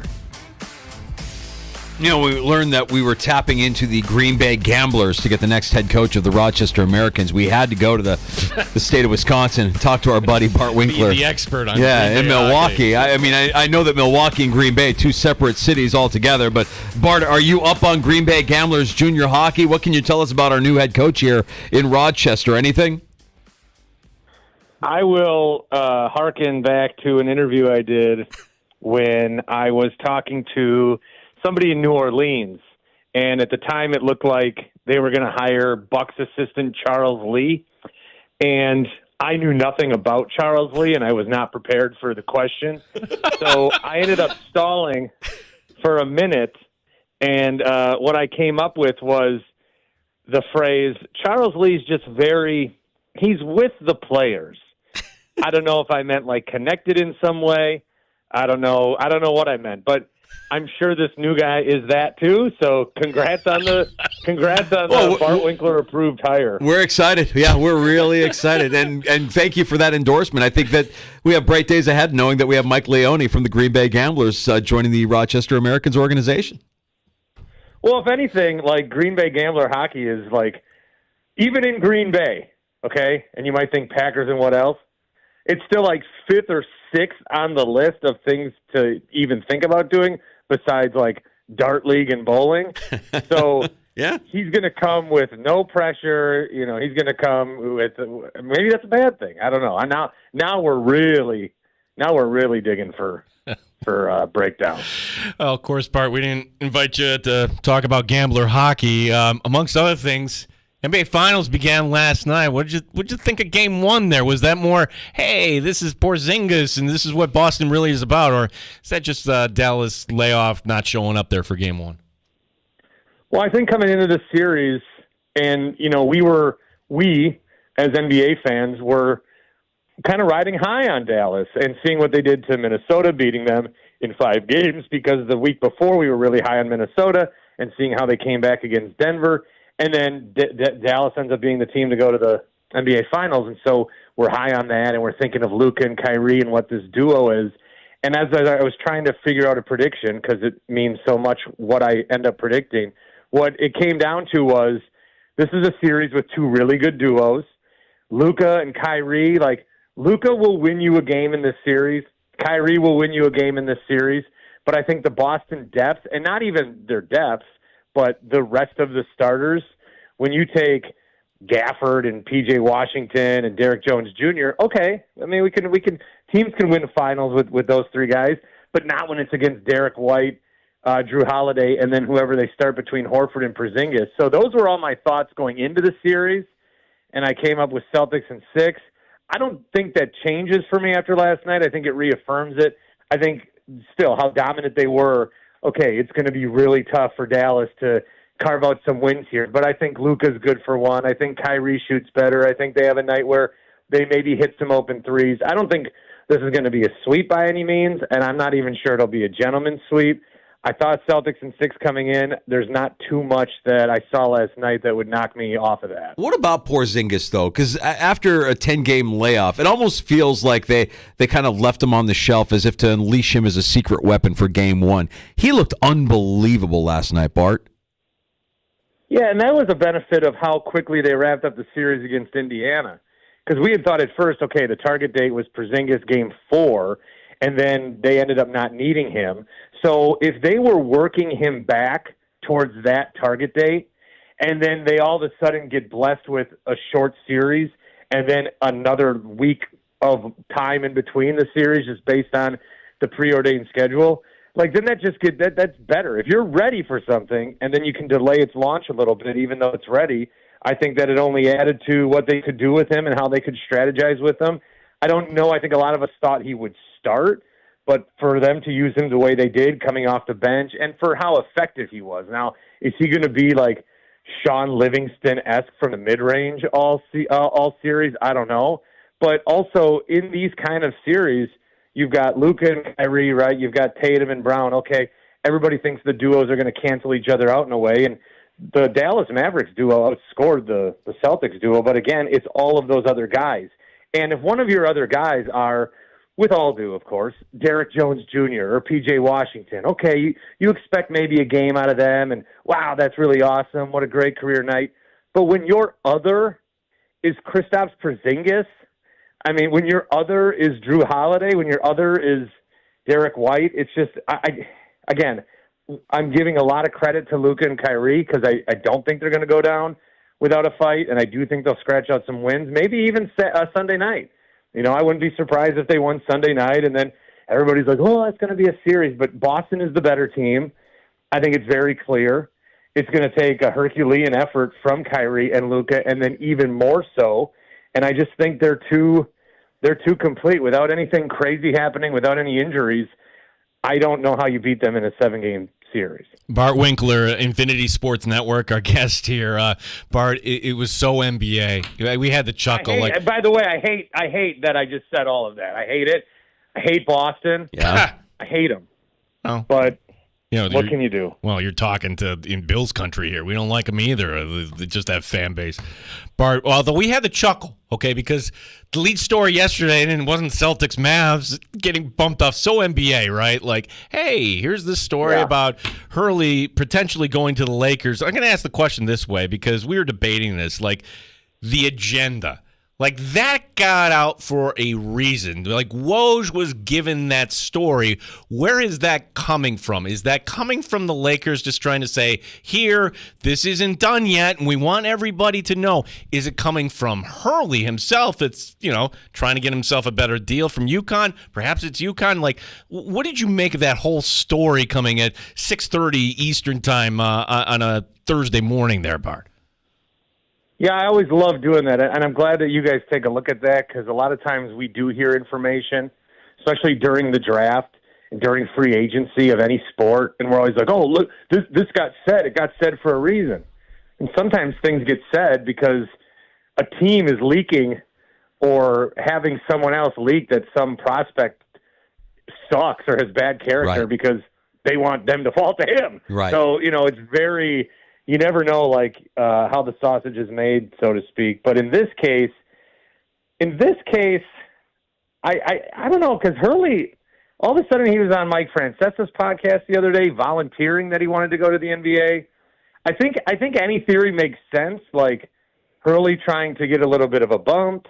I think it all makes sense, like the Lakers realizing they can't just host a guy or hire a guy because he hosted 7 episodes of a podcast with LeBron, and that probably wouldn't go well. The other thing I think that's interesting in all this, and I know, like, you know, don't make, like, do you guys ever watch Home Improvement? You remember that show? Mm-hmm. Oh, yeah. Okay. Remember how it ended by chance? The finale. No. Yeah. Did they cancel So the what show? happened Was it was- Tool Time? How did it end? I'm trying to remember. Yeah. Home Improvement ended with Jill taking a job in Indiana, and that meant the end of Tool Time. Mm. And Tim Allen did it because he's like, look, yes, I've been the host and we've been here because of me, but we are a partnership. And so it's been my time, and now it's your time to explore your career. So I'm saying all this because we have heard more about Dan Hurley and his wife as a partnership than any other coach I've ever heard of when making moves or decisions about where they're going to go. And I'm starting to think one of two things. Either, because Mike Francesa brought it up, even Gino Ariema brought it up, when they won and there was rumors about Kentucky, it got brought up that Dan Hurley's wife, you'll never get her out of UConn. She wants to stay there and be there forever. So either they realize that they've gone too far down that path, and now if they're ever going to get a raise from UConn, because everybody knows they want to stay there, they have to have another thing to bait them, or this has all been a con for when they do leave, that somebody's going to have to overpay because they know how much they like staying there. So I believe that the Hurleys have been the masterminds of a 20-year manipulation to get Dan Hurley a bigger job. So and a bigger payday. The thing that there's so many different layers to this too now, if you look into the crystal ball and try to figure out where it all leads, Bart, and I think to myself, if you're a Laker fan now, anybody that you hire not named Dan Hurley is going to be a disappointing, including the podcast host. And then furthermore, like if it is Dan Hurley, what does that mean for LeBron? And what does that mean for LeBron's son? And that whole saga that's unfolding here as we get closer to the NBA draft. We had a couple Lakers fans call last night that were elated and overjoyed. Not just that it could be Dan Hurley, but that it's not J.J. Redick. Right. And I think Hurley should take it. I think when you look back, the way that I make decisions now is what am I going to regret less? That's how I do it. I don't do what do I want more. I do what am I going to regret less. So I think if Dan Hurley can look at this, yeah, he can be in UConn in a mess of college basketball. We all know that. We all know that it's just changing and different, and he's got 2 titles, and he's going to go down as such a legend there. If he goes to L.A., I think a lot of people are looking at this as what's it going to be like with LeBron? But what if he goes to L.A.? How long is LeBron going to stay in L.A.? How long do we have left for LeBron? 2 years? At most. 3? I mean, so I think if Dan Hurley goes there, signs a 6-year deal, whatever it would be. He's the face of the Either franchise. He goes there. What's that? He becomes the face of the franchise. Right. I think Dan Hurley is going to outlast LeBron. And even if it doesn't work, so to speak, they're going to make the playoffs the next 2 years. Dan Hurley, LeBron James, Anthony Davis, that's not missing the playoffs. So 2 years of the playoffs, get fired. You can say, look, I have my system. It obviously did not work with a guy like LeBron James, but I still made the play. I didn't ruin this team. And then post LeBron, he's now the face, like you said, of the Los Angeles Lakers. And so I think just like Conan O'Brien did, just like Don Draper did, you spend your first 50 years on the East Coast and you head out to sunny L.A. I would do it if I was him.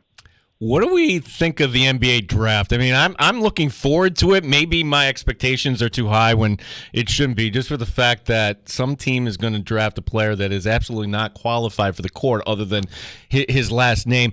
Does any team other than the LA Lakers spend a draft pick on Bronny James? Somebody should. It is I always preface when I talk about this because we're talking about this kid like he's an asset, he's not a player. He's just like a draft pick. He's essentially just like an asset. He's an accessory. That's what he is. Yeah. And so there's going to be teams that either choose him because they think they can get his dad, or choose him because then the Lakers are going to be the only team that would really want him and play him. But if I'm a team in this draft that's not highly regarded, and I'm maybe in a position where I still need a little bit of rebuilding work, I draft LeBron James, and then what are the scenarios? Or Bronny James, what are the scenarios? The scenarios are the worst case scenario is you have Bronny James on your team. Okay, whatever.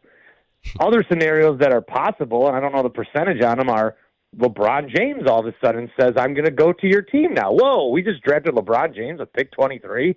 for 2 years. That's pretty cool. Or you draft Bronny, and the Lakers are like, no. Okay, what do you want for Bronny?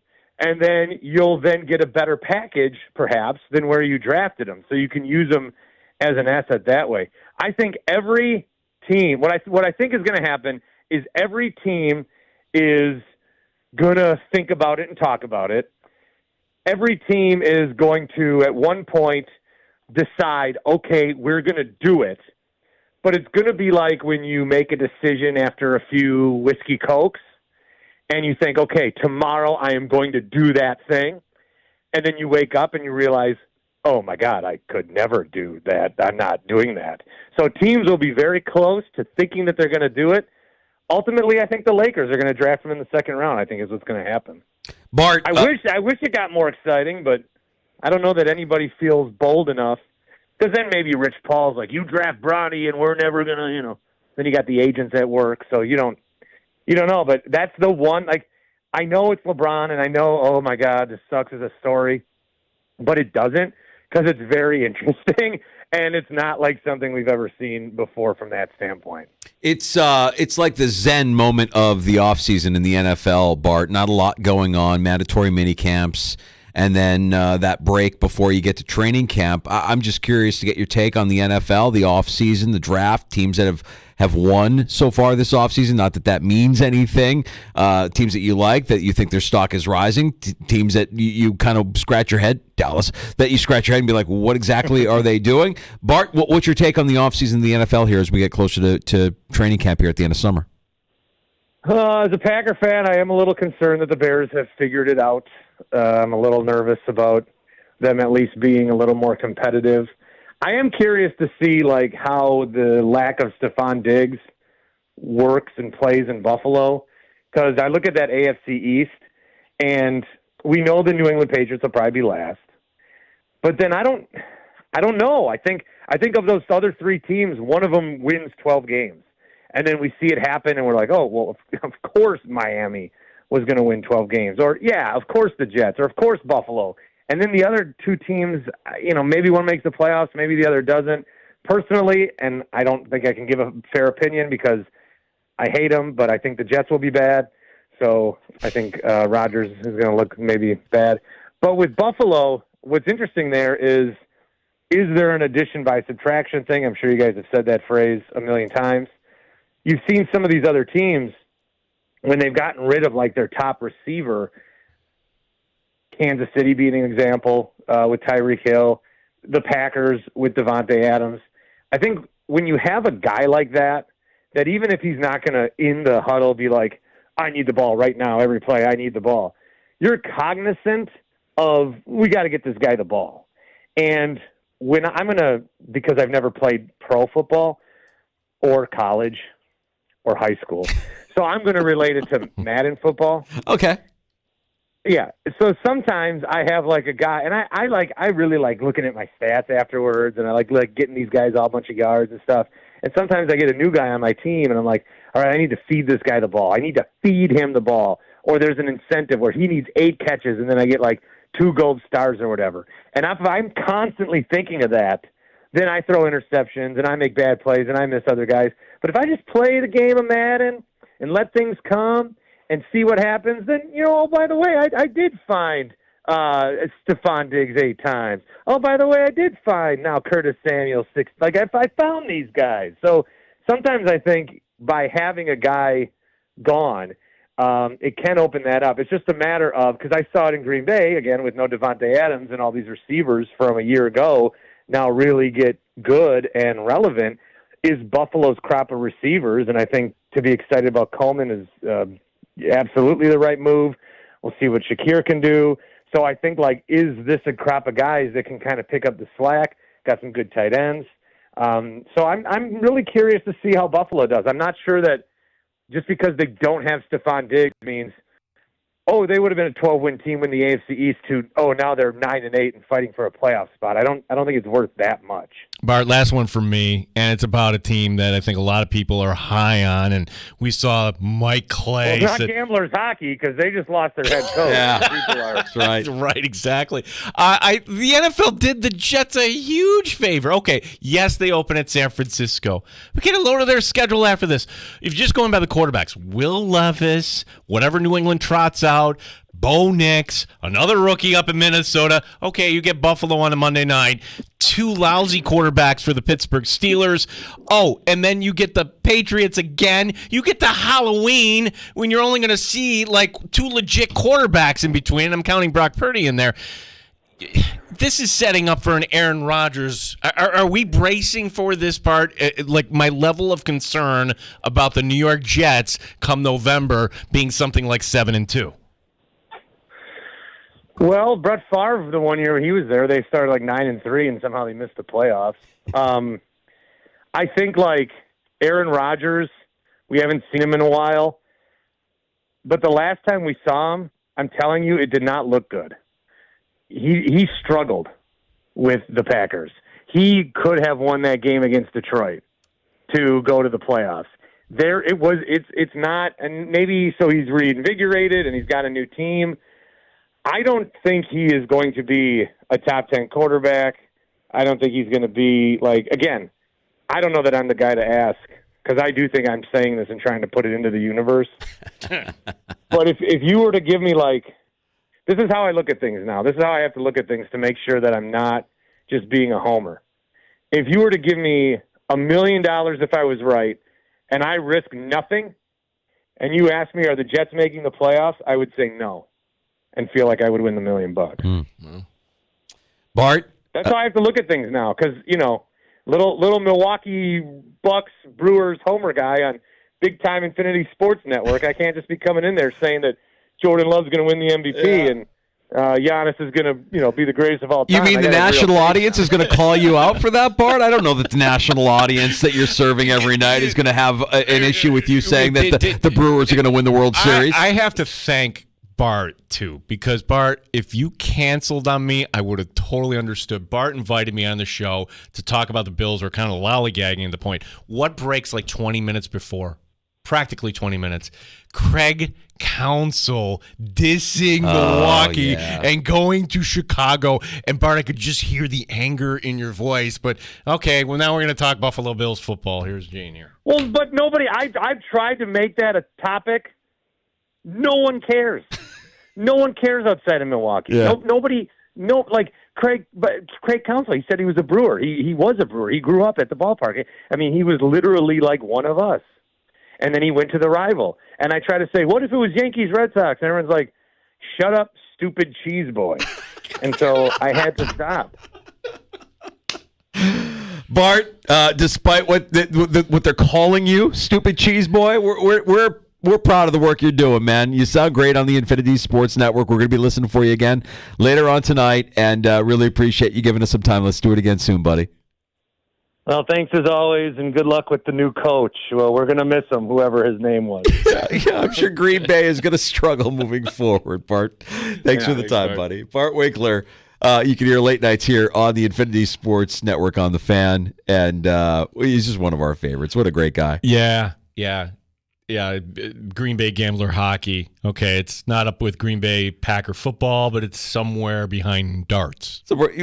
Which I can attest to. I mean, growing up in that region, in the Midwest, cold winters, dart leagues were a big deal. Like, what are you doing? You're going to the bar, you're throwing some darts, you're drinking some pitchers of beer. And that becomes your routine. That's your social life. Why would you go to a hockey game? Like junior hockey? It's not professional. Don't care. Well, go play darts. Drink beer. Well, not darts? Oh, okay, we'll go bowling. We'll do that instead. He's not wrong. No. I get what he's saying. And in Green Bay, I could certainly see that playing out. Love Bart. Appreciate him stopping by the sports bar, giving us some time this afternoon. Happy Hour is next on The Fan. We did learn more about the former head coach of the Green Bay Gamblers, Mike Leone. We'll get to some of that audio from his introductory press conference And we'll take your calls as well if you want to pull up a stool. 585-866-4FAN. 866-4326.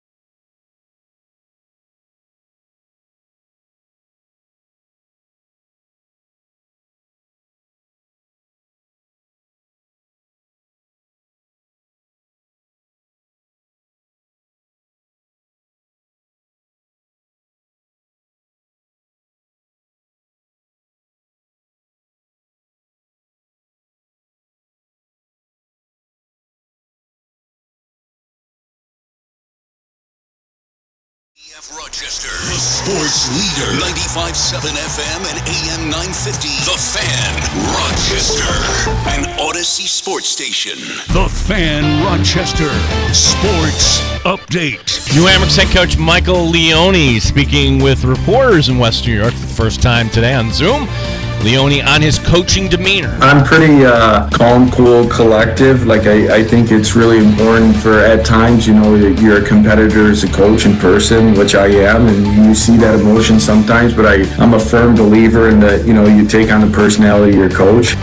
Setting up your sports weekend, Game 1 of the Stanley Cup Final is tomorrow, Edmonton at Florida.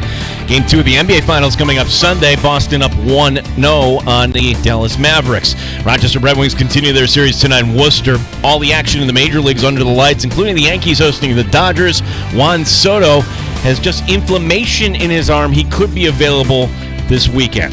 Gene Battaglia, the sports leader, 95.7 FM and AM 950, The Fan, Rochester.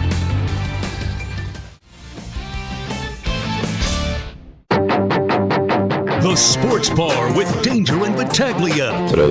Today is Friday. For 10 days, it's been Kyrie Irving and Luka Doncic. Luka Doncic and Kyrie Irving. But there's two ends to the floor, and the Celtics exploited all of the minutes that both Dallas superstars were on the floor. What do you make of the possibility of Dan Hurley being the Lakers head coach? I'm a big fan of Urban Meyer. We can't do the Ron Burgundy. Mike Danger. The Bears. Gene Battaglia. Sometimes, yes, I talk to myself when I'm walking around the hallways. I think nobody's watching, except Derek is watching. And he's like, I'm going to put a compilation together for you just clapping. Why are you clapping? Hold up, you got to pump yourself up to come into the sports bar? Don't you know, pump it up. You got to pump it up. Bar Winkler's joining us. Love Winkler. I don't understand how anyone on God's green can be a Minnesota Vikings fan. Wait, what? Does he know anything about Michael Leone? Yeah, the Green Bay Gamblers. Your thoughts? The Stanley Cup Final. I'm leaning on Florida. Gino's right. Give Gene the box wine now. Whatever Fonza flavor he wants, put it in the fridge there at the office. Gene is going to be the winner. 95.7 FM and AM 950, The Fan, Rochester. I'm not going to lie, Gino. I'm going through some emotions right now. It's a bittersweet hour here in the sports bar. Our final hour before a change of scenery and a move to a new studio. Moving on up. New Jefferson's, yeah. New bigger studio. To a deluxe studio. New equipment. I mean, let's face it. The equipment that we use here, you could go to any local college and their equipment would be more updated than our equipment. Any local college. For educational purposes, if you were to come here and work fresh out of college, you'd be like, what are these antiques that we're working with? That was stuff when I broke in some 30 years ago. It really is that old. That's the shelf life. Like most appliances, when you buy an appliance now, they don't make them to last 30, 40 years anymore. They make them last 5 to 10 years, and they want you to go buy a new fridge or buy a new washer and dryer, right? Like, no, this broadcast equipment is like 30, 40 years old. It's been around for a long time. And believe it or not, in a digital world, we're still working mostly analog with our hard equipment, not the software that we use. And so we're going digital. Our equipment's going digital. Our studio is going to be a little bit more spacious. We're getting flat panel TVs installed on the walls of our new studio. What? When we have guests in, plenty of room for them to come in and stretch out. It's exciting. And thanks to Derek. And also Dandalorian's been helping. Dandalorian's staying after to help mount the TV. Yeah. We're on X at the Fan Rochester. You can always engage with us there, as some of our regulars do from time to time between 3 and 6 every afternoon, like Chris in South Central Kentucky. Really, the greatest listener of all time. The GOAT. The Sports Bar with Danger and Battaglia, the gateway to greatness. Brasky is on weekly, and he gets a podcast. Perino is getting a bigger podcast. Glasser is blowing up. Guests you interview at St. John Fisher end up getting paid. The Sports Bar, greatness awaits. I didn't know we were looking for a campaign slogan. But all right, I'll accept that. Yeah. Let's not forget about guys like Chris Trapasso, who we had on in the infancy of the sports bar. Chris Trapasso came out to our first draft party. Yeah. Came in, lands the job at CBS, and now you hear him quite frequently on One Bills Live. I love the fact that Chris Trapasso now is like one of the best national draft guys, and he's a close friend of the show. The guy that we just had on with us, Bart Winkler, when we first started talking to Bart, he was doing mornings in Milwaukee, now national sports talk guy.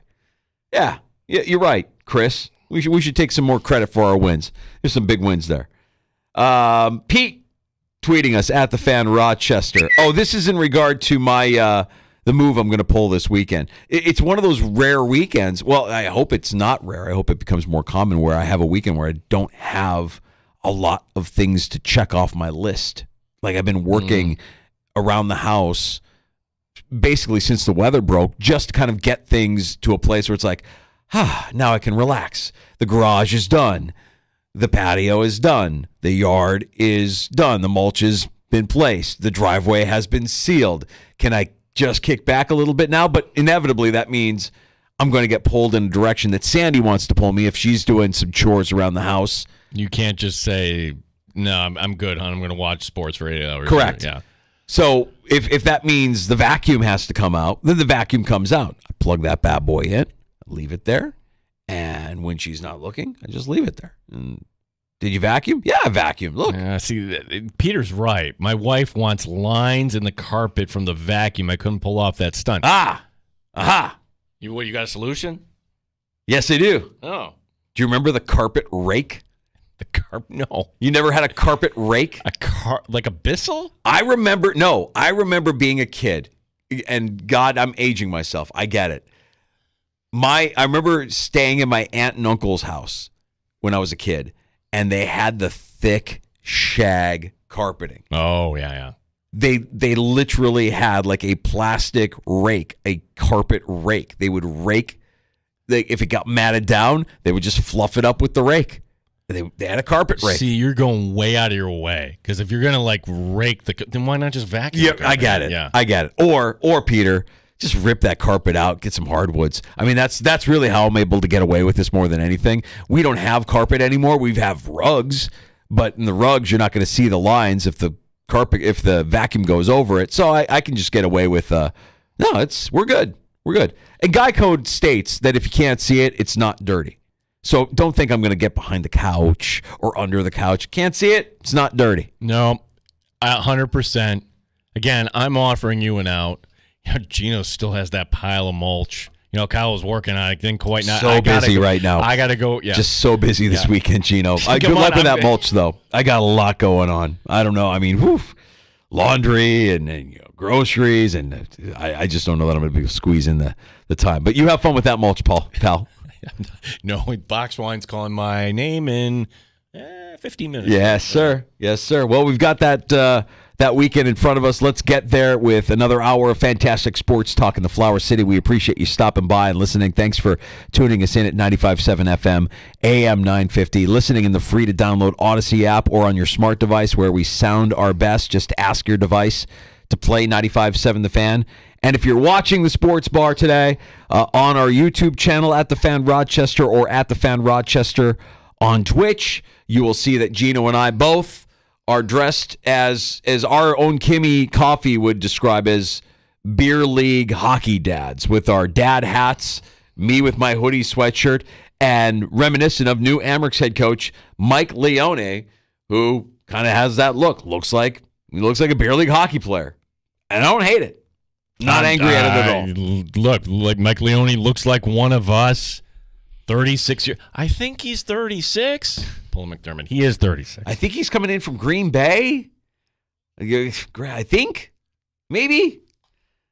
We heard today, for the first time, from Mike Leone since being named Rochester Americans head coach. He's excited for the opportunity. I'm really excited. I'm grateful for the opportunity. The last 48 hours have been, my phone's been blowing up from past players and going back to even when I was a volunteer at Bowling Green, and just really excited and grateful. I can't wait to get started, and I'm so lucky to be in this organization and work for great people. And I've heard nothing but great things. Obviously, been getting a lot of texts on the prospects that are in the organization, and I am familiar with some of them, and I'm grateful. I'm excited. Okay, so let me go back to the beginning thing, because he said something in there, Danger, that I know you as Coach Danger when you're working with the kids there, and Bowling Green, that's where the executive producer went. He volunteered there. Like, if you want it bad, and how bad do you want it? It amazes me. Like, people want to go into our business. Hey, we need some board operators. I really want that position. No. How do you think you become a head coach? Yeah, you got to start. You got to give your own time. I just think that when you're getting into the professional world, that 85 to 90% of all your problems can be solved if you just show up and say yes. I mean, and don't question it. Just show up and say yes. And yeah, there might be times where you feel like you're getting taken advantage of, but you have reps, you have experience, you grow from that experience. You show up, you say yes. If you do that, everything else kind of takes care of itself. My opinion. And that certainly is true in our profession. I'm not going to say that that's true in every profession. There's a lot of professions, obviously, where you need the education, you need to study, you need to get your nose in a book, you need to put in hours, and you hopefully are getting paid for those hours.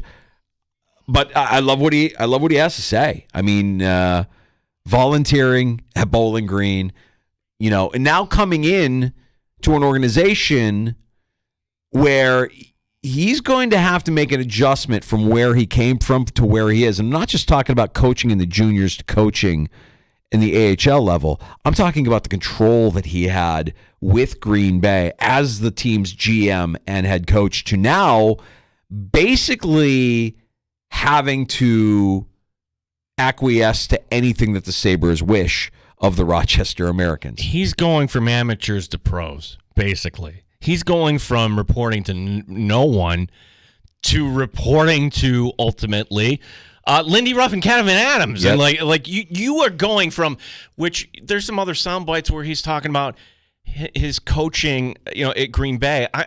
This would be my advice to Michael Leone.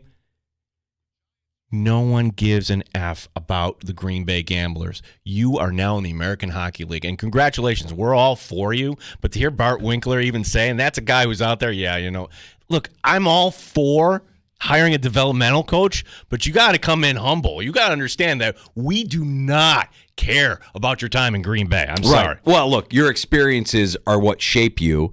And on day one, acknowledging that you experienced what you experienced at your last job in Green Bay, it's all fine and good, Gino. But yeah, I'm with you. We don't need to hear about Green Bay anymore. In fact, the people that are going to be around him, the closest around him, don't want to hear about Green Bay anymore. You're in Rochester now, or you're in Buffalo now, and that's where your focus needs to be. You're going to gain a whole lot of new experiences that are going to make you better. That's the thing that I think is going to be hard for him moving forward. How do you adjust in your new role, knowing that your previous role, you had control, and in this role, you really don't. You really don't. The roster can be determined, not the entire roster, but bits and pieces of the roster can be determined any given night by what the Sabres need or what the Sabres desire. All right, I'll take it a step further.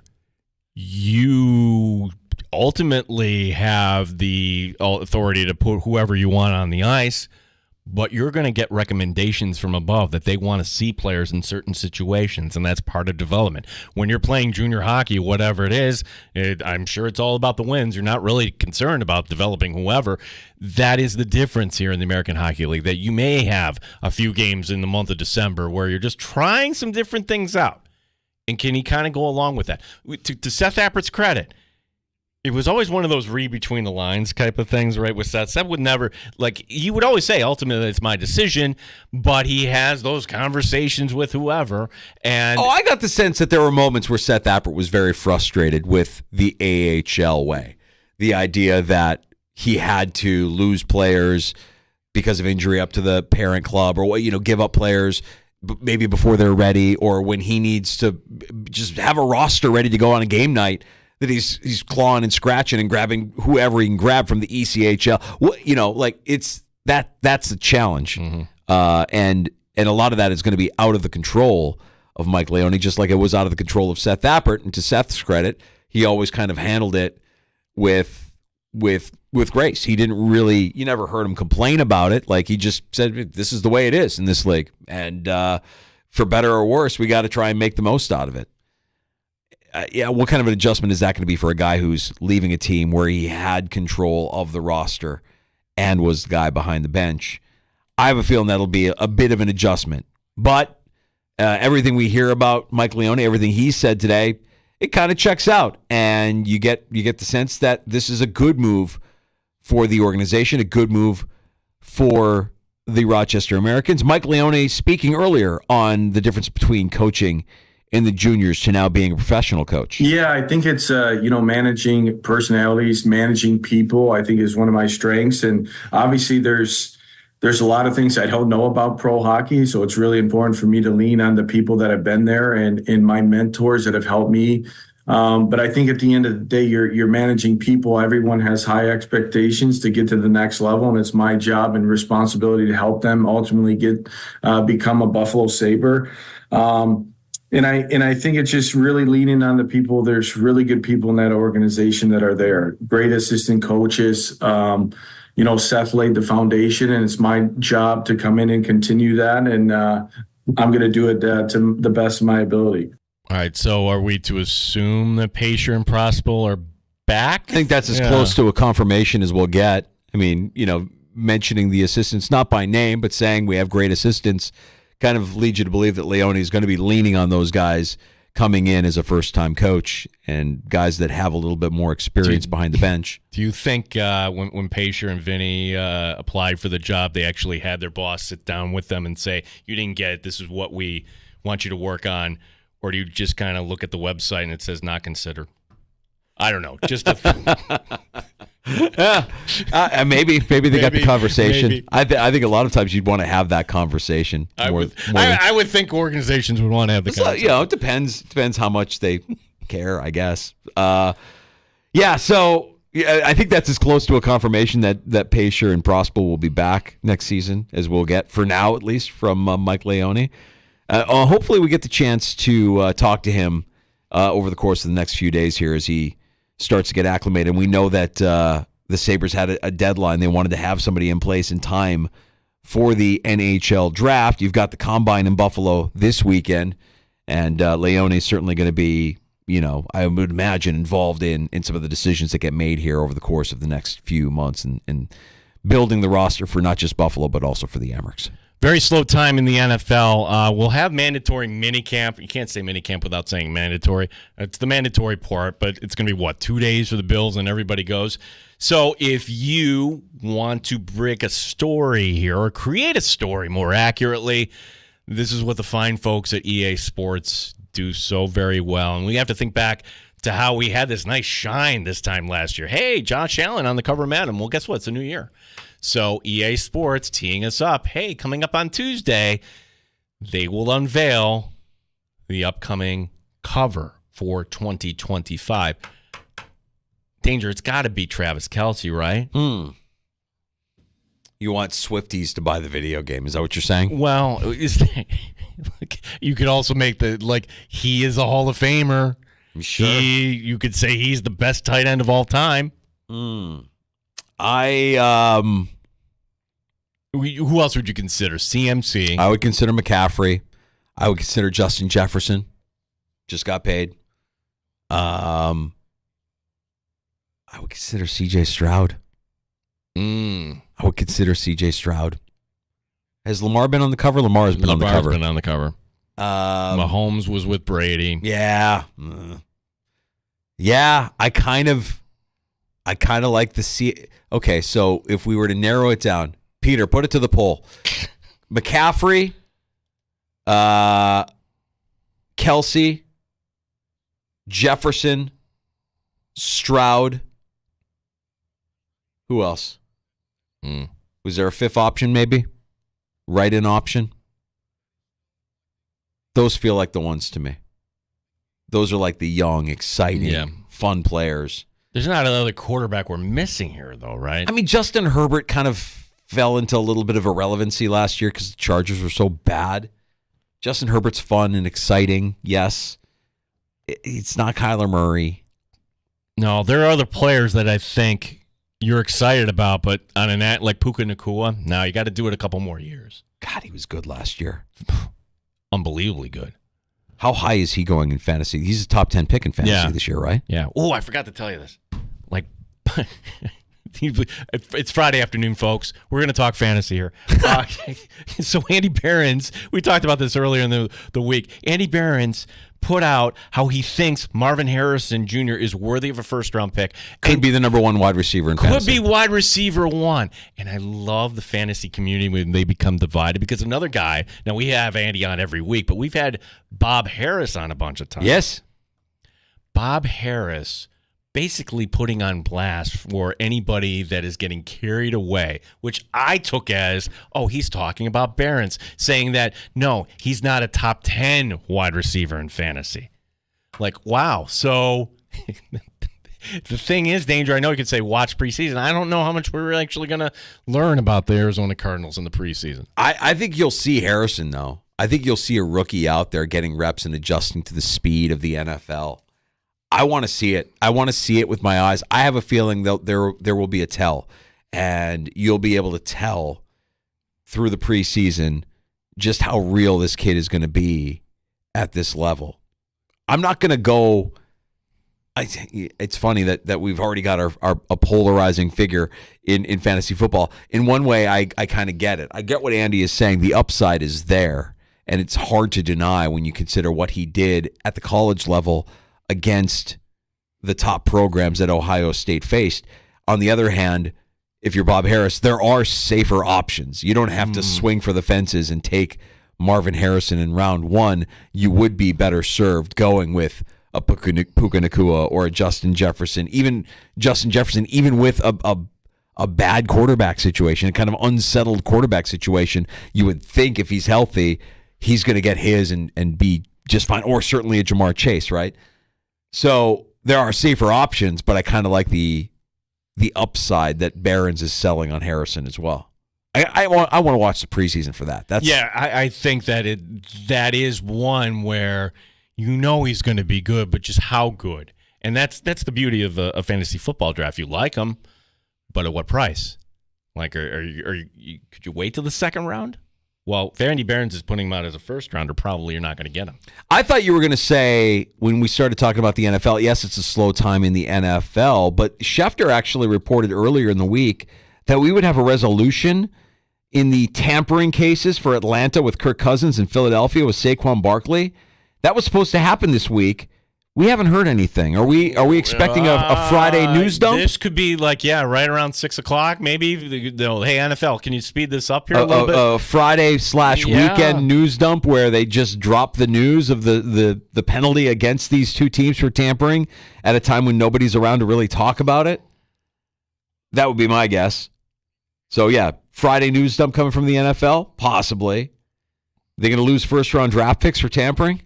Will Atlanta and Philadelphia be punished equally? Sounds like from that report, though, that Atlanta is going to get more of the hammer there.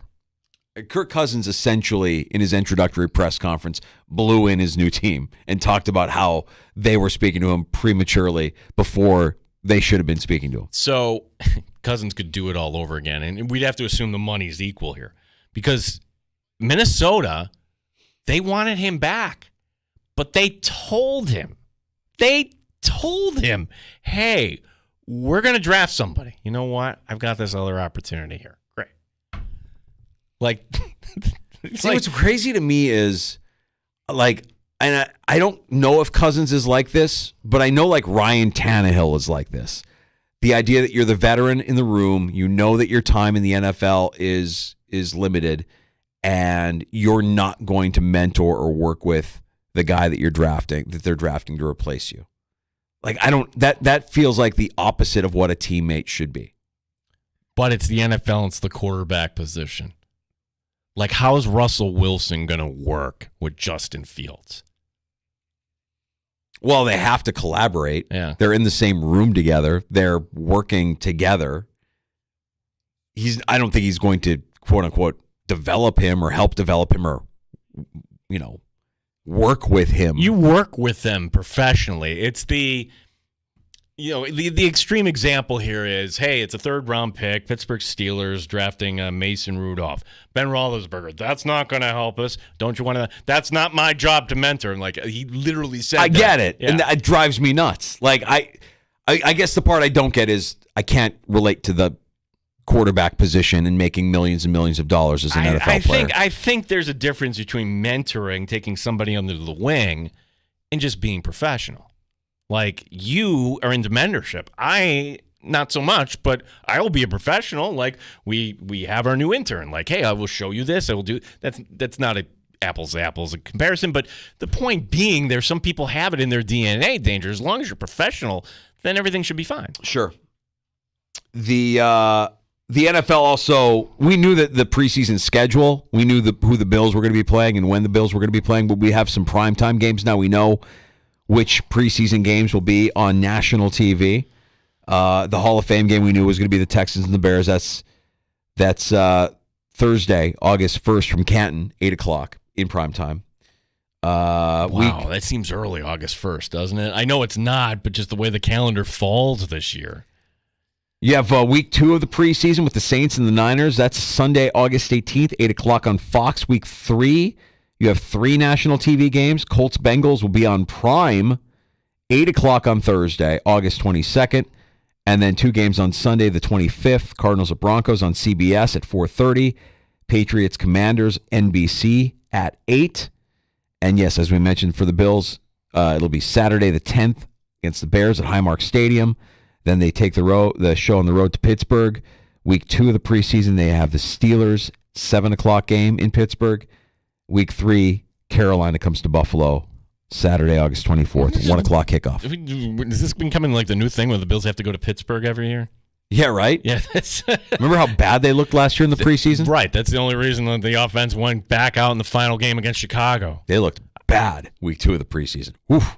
Which, again, what does Jeremy White call it, the preseason pledge? Maybe we just got to get to that point. Like, if it's such a long season, we shouldn't overreact to whatever the Bills put out there. Hey, Chase Claypool is looking great. Fantastic. Not overreacting. No, that's exactly right. The only reaction to have this time of year is to not react.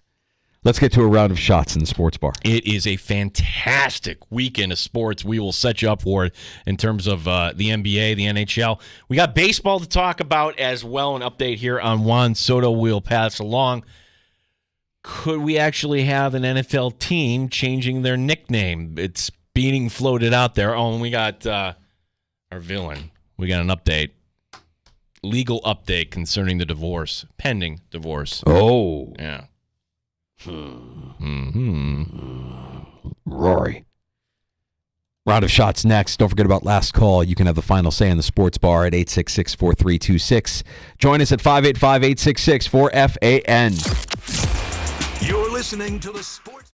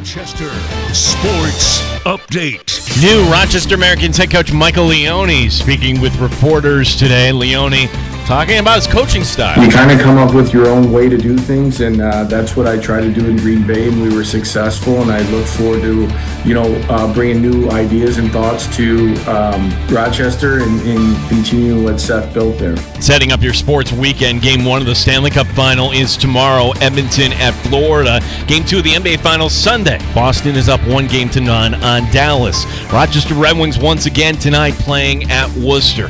All the action in the majors on the lights tonight, including the Yankees hosting the Dodgers. Outfielder Juan Soto has just inflammation in his arm. He could be available this weekend. Final from the College Baseball Super Regional, Florida State over UConn, 24-4. Gene Battaglia on the Sports Leader, the Fan, Rochester. The only way to take the Fan Rochester with you is the free Odyssey app. Download it today and follow the Sports Leader, 95.7 FM and AM 950, The Fan, Rochester. Happy hour continues in the sports bar. It's time for a round of shots. 20.6 boards, 3 blocks in just 20 minutes. That is the stat line for Boston's Kristaps Porzingis, playing his first game of the playoffs since the first round. He and the Celtics made quick work of the Mavericks, allowing people to go to bed at halftime if they wanted to. Porzingis checking in for Boston. Once he did, they went on a 25-9 run. 9 times. Conversely, Dallas had just 9 assists 9 times for the entire game, looking like they had too long a layoff. Boston, once again, a 6.5-point favor for Game 2, Sunday night, 8 o'clock on ABC. God, I'm just going to keep hammering plus 6.5 for Dallas until it finally hits. I can't believe, like, Boston, this is why I feel like you can't trust Boston. It felt for a second there in the second half like Dallas was going to make a game of this. And they got that giant lead down to 8. And then Boston just woke up and absolutely flicked them off like a bug, and that was it. I'm like, they are so good when they're hitting, but yet at times they take their foot off the gas, and Dallas looked like they were going to make a game of it there for a second before they just worked them over. So Boston lost a couple of Game 2s, both at home. They didn't to Indiana. So they're 1-2 in Game 2. So let's see what happens coming up. For what it's worth, Dallas losing Game 1 against Oklahoma City. I mean, Dallas has been in this. They lost Game 1 against the Clippers. They've been in this position as well. As much as Major League Baseball wants to push the narrative that the Mets and Phillies are the highlight of the baseball weekend here in London, no, not by any chance. It's Shohei Ohtani and the LA Dodgers playing the Yankees at Yankee Stadium. Now, follow along here. Tonight's game on Apple TV.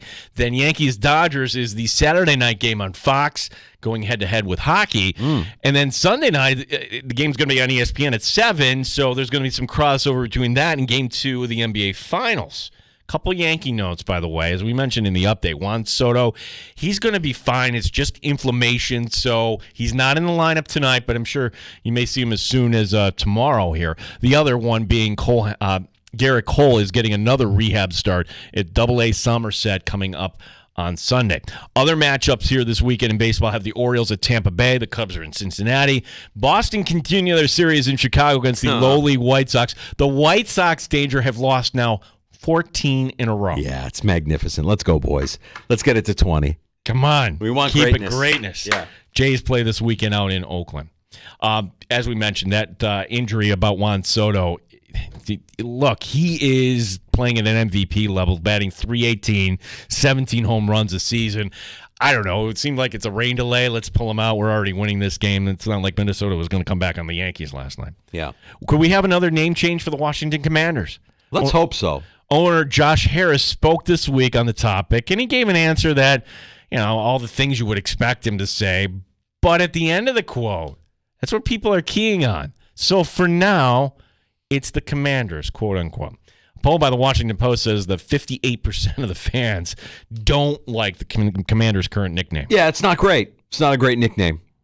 I think Commanders fans would take Washington football team over Commanders. That seems like a logical choice, right? Because the Commanders just seemed if you're forced. If you're Josh Harris, you have to really kind of listen. I think you really have to listen to what the fans. You're trying to build a new stadium, right? At some point, you're going to go asking for that public money. You're going to try and build a new stadium. make it so the fans believe their voice is being heard, because this is a fan base that for too long has just been embarrassed. They've been embarrassed to be fans of this organization. So give them a nickname that they can get behind. Give them a nickname that they love. Yeah. Or don't give them a nickname and be Washington football team. I think Washington football team is perfect. Commanders just feels still like icky Daniel Snyder. Rory McIlroy's soon-to-be ex-wife missed a deadline to respond to the divorce petition. Oh, boy. According to a new report, the Palm Beach County Clerk's Office confirmed that Erica Stoll, a Rondequoit royalty, missed Sunday's deadline, has not filed anything at all. This is according to the Daily Mail. Okay, what does that mean? Is she in trouble now? We got to protect ours. Well, with Stoll having not responded, the court could grant McIlroy a default divorce, and that would mean that the proceedings would be able to continue without the defaulted party participating. Again, Erica, it's not too late. The Public Investment Fund, they're on the phone. Yeah. They're ready to provide you with their best lawyer the money can buy. I just wonder, is she so disgusted by all of this that she just wants to be, is she going the Elin Woods route? Yeah. And just like, leave me alone. I'm done with this life. I'm done with golf. I'm done with all the phoniness. I'm done with all of the pretentiousness. Let me just raise our daughter. Leave me alone. Because that's what it felt like it was there for a while with Tiger and his ex. Charlie's back in the picture. Don't hear much about the daughter.